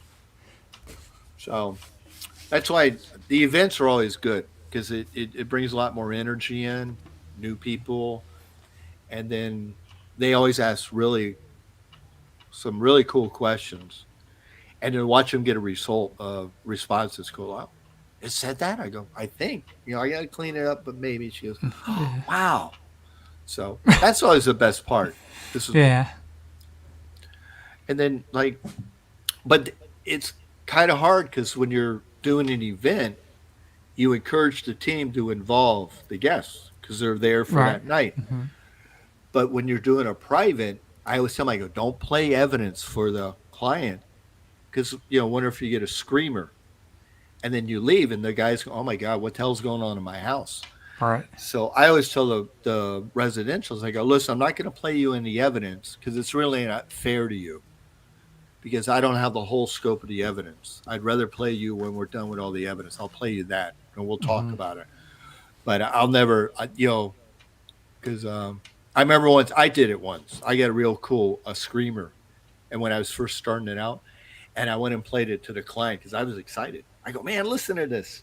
And it scared the hell out of the client. She called me for the next 3 days. You get anything? You get anything? Get anything? I go, not yet. So I learned my lesson way back when. Right.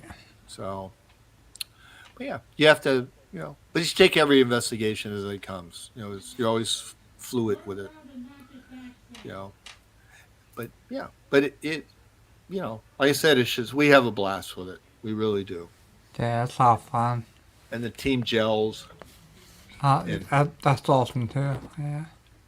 teams like, and then when you bring in people to collaborate with or old people you've investigated, like, hey man, I'm in town. Can I come investigate with you? Yeah, man, I haven't seen you in a few years. Come on out, and we'll see what's happening and stuff like that. Yeah. That's fun. Then you get to meet people over time. I mean, we have a lot of people who come down just to investigate with us. Okay, hey, we're coming down next week. Can we hook up? Yeah, come on down. People we meet online sometimes. Teams you meet online. They're like vacationing down here or something, and we'll take them out and do something, and that's always fun too. Oh yeah. But, yeah. But I got to get up to Pennsylvania, man. That's like. Yeah. That's awesome to get to Gasbury. Because I mean, I've gone as far as South Carolina. That's it. I've done a lot in Tennessee, but not. But yeah, I've never been up to that part of your neck of the woods, Pennsylvania, Ohio. I've never been up there, so. Ohio's fun. Got a lot of stuff out here. Yeah, I mean, we have a lot of places down here, but it's always good to stretch your wings a little. Like the ladies are always saying, "Hey, let's go to this place and rent some rooms." So I go, "Yeah, And sometimes I can make it. Like I'm actually going to do the lighthouse with them in June. I've never done the lighthouse per se. I've gone up and done houses up there in St. Augustine, but I've never done the lighthouse. I go, yeah, that'll be fun. It'll be a new experience. It'll be a bucket list check off. There you go. But yeah, it's cool. Yeah, we have a good time and then we run experiments all the time. So we're always thinking of experiments to run, how to just tinker with stuff, and then put it out there and say, hey, try this, see what you think, see what you get. Yeah, always fun too. So. Yeah, because I noticed over the years when you have a K meter, you put it down, nothing. But when you play back, sometimes the K meter lights up. I'm like, wow, that's pretty weird. So I'm like, could it be a delay in their response? So we're going to run an experiment on that and see what happens with that, just to see what happens. But but I always tell people, share your experiment, because like you might run and go, yeah, I got the same results, and then it only helps the field if you're right doing that. Don't keep it to yourself. I mean, because right. Share is caring, right? yeah, you share. You say, hey, listen, hey, man, hey, Shai, I tried this. Can you try it and see if it works? Because we've had people call and say, hey, Tim, can you try this, see if it works? So it's good to share. It's a good unity thing for the whole field. So yeah, we have fun with it. So we have a good time, and we get to meet nice people, and that's always fun. Oh yeah. Then we meet our characters, which is always a good time. We're like, oh my god, like okay. We had one lady call. She says, I see spirits 2:30 in the morning every night. I'm like, so we went out there, and I said, listen, we're going to investigate your room, and then you go rest, and we'll do the rest of the house. 2:30 in the morning, she comes out of the room with half a bottle of Jack Daniels, drunk as hell. Going, I see the spirits. I see the spirits. I'm like, oh, okay. Do you drink bourbon every night? She goes, nah, sometimes scotch. I go, oh, okay. So okay, That's the kind of spirits that her else she is seeing. yeah. I go, that okay. So we found the spirits. Where are they? I go, we found them. In your liquor habit. Yeah, I didn't say in your bottle. I didn't want to say it was in your bottle. I went, we found them. I think it's residual. I think it happens all the time. So we had before people drink, and we suggest we'll drink for there because it's But I've actually had people call me, and then you show up, and there's a room full of people, and it turns out that we're the party entertainment for the night. I'm like, okay, hey, I have this and this and this, and you do preliminary, you didn't really find anything to debunk it, but they were very insistent that there's some going on. Then you show up for the real investigation, and there's a room full of their friends. Oh yeah, I had that before too. You're like, oh. Well, we had one time we pulled them aside and said we can't. Yeah, it's like that. The 8 people there, and I know. Yeah, so if you make the impel leave, it's just your family and us, or we're got to leave. Yeah, I mean, I did. Some guy said, "Can you come do my hotel?" And I went, "Yeah, sure." And it was a Friday night, and remember the movie The Birdcage? That loud band was playing, and they heard the band playing. Yeah. The band was playing, so you really couldn't do EVPs. Right. And then the manager walks up. He goes, and he pointed out. He says, "Right by this elevator, everybody sees a shadow." Okay. So we were laying down equipment, cameras and all that, and the manager walks up. He goes, "Oh, wait a minute. If a guest walks by, they can't know what you're doing." I go, "So what am I supposed to do? Point at the mural on the wall? All 5 of us?" I go, you know what? Never mind, man. If we can't do something, full, All right. and then then we've had places like Halloween. You get a lot of calls, and it's like, okay, I think we were just a Halloween theme entertainment, because we did a place once, and they wanted me to do 2 tours in an hour. I go, that's not an investigation, man. That's a walking tour. So I go, never mind. And it's just sometimes you just have to weed things out. But it comes with the territory. Yeah, it does. So if you guys ever get down here, let me know, man. We'll hook up and. Oh, definitely. I would love down there. Because Yeah. Come down when it's cold. Come down and thaw out. Yeah, that's a good idea.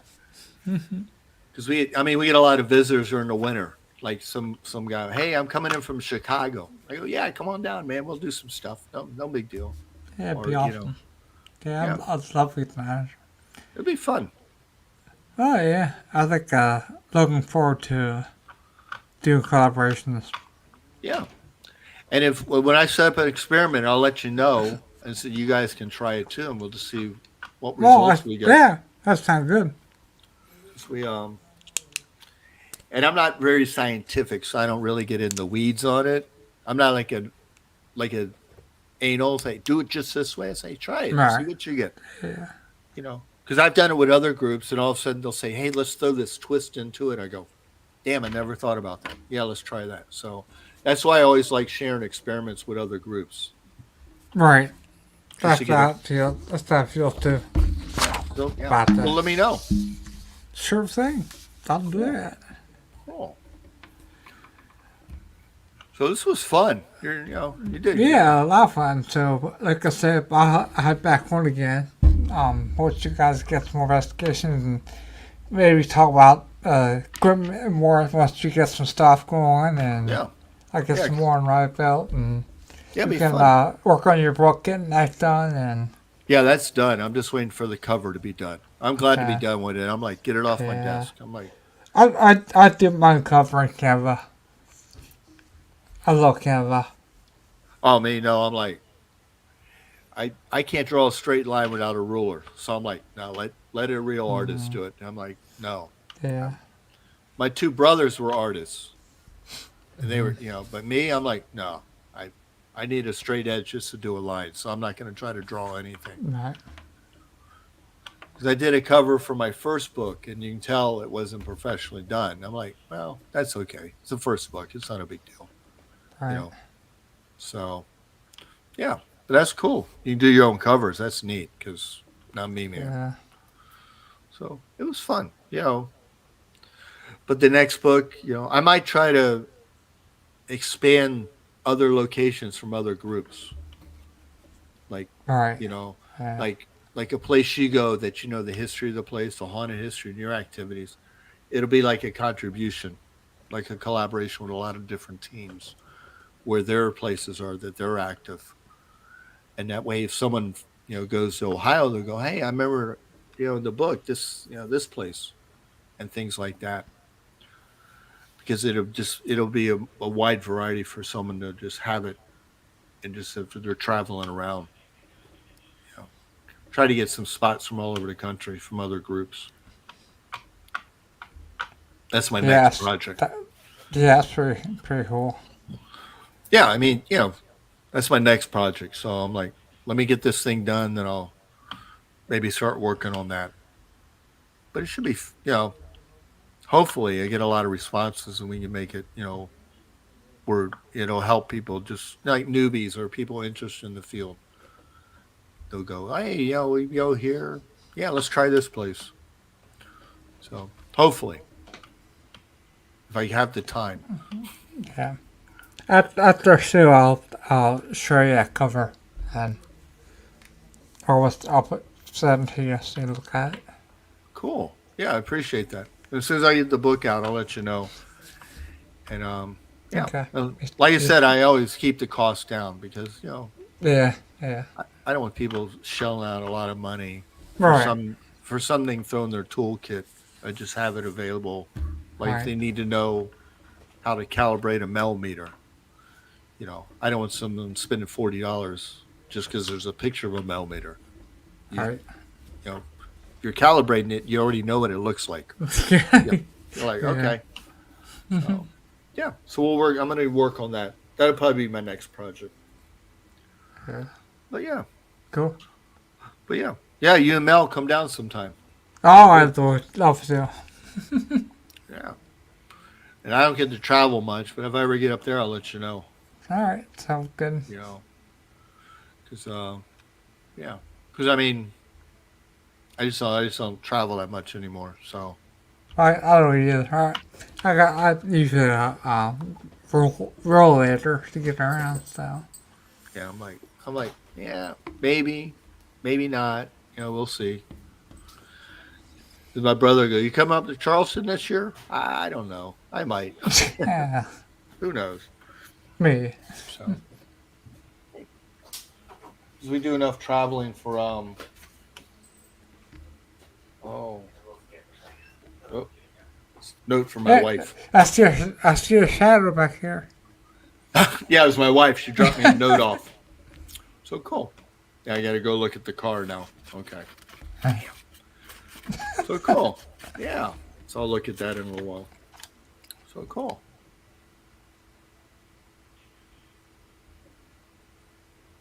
Okay. There you are. I thought I'd read lips for the show. Yeah. Fun. And I appreciate everything you do. 'Cause, Oh, you you help too. a lot of people. Yeah, you too. I mean, and I will try to get more fuel into it, and it's going to be a struggle, I think, but we'll get there. We'll get there. We'll get there. Yeah, because I set up a YouTube educational series, and I put out like 17 videos of just how to work the tools and how to, and I didn't get like 1 million viewers, but the viewers I got, hopefully they enjoyed it and got something out of it. That's all I really care about. But yeah, what you're doing is important because it's reaching out to everybody. That's cool. Yeah. And it takes a lot of work, I know. So yeah, I have a guest every week, and I've been doing it for 2.5 years now. So. Wow. Damn. Yeah, I think you're episode 65. I think. Wow. Yeah, because when I did the series, I didn't want to do it. I taped it whenever I had a chance, and then I released it on Wednesday nights. So I know it takes a lot of work to do it. And I'm like, no, don't have the time. But yeah, I did the line and that music in the beginning. That's my music I made. So wow, that's a lot cool. of fun. Yeah, a lot of fun. Yeah, it's nice. It's a good show. Yeah, but thank you so much. You bet, Tim. Like I said, we'll definitely have back on again. We'll definitely keep in touch. I'll watch it through away, and you got some ideas, throw my way. I'll do the same to you. Yeah, that'd be great. We can collaborate like that. Just see what's going on, see how we can compare notes on things. That'd be fun. Yeah, that'd be awesome. Yeah, that'd be fun. And we, like if you, I get calls from people. Some people still think you jump on planes and do investigations. They're like, hey, can you come to Ohio? I go, no, but I can hook you up with someone in Ohio. Or I'll hook you up with someone called me from Oregon once. I'm like, no, I don't jump on planes, but I'll hook you up with a team out there. Right. Okay, that'd be good. So, that way we can, people can help each other too. Right. Well, cool. But thank you so much. Yeah, you bet. My pleasure having you on. And like I said, you'll be back on. I'll keep in touch, and we'll go from there. So, till next time, everybody. Thank you so much, Scott. Yep. Happy hunting. There you go. Happy hunting. Thank you. Yep.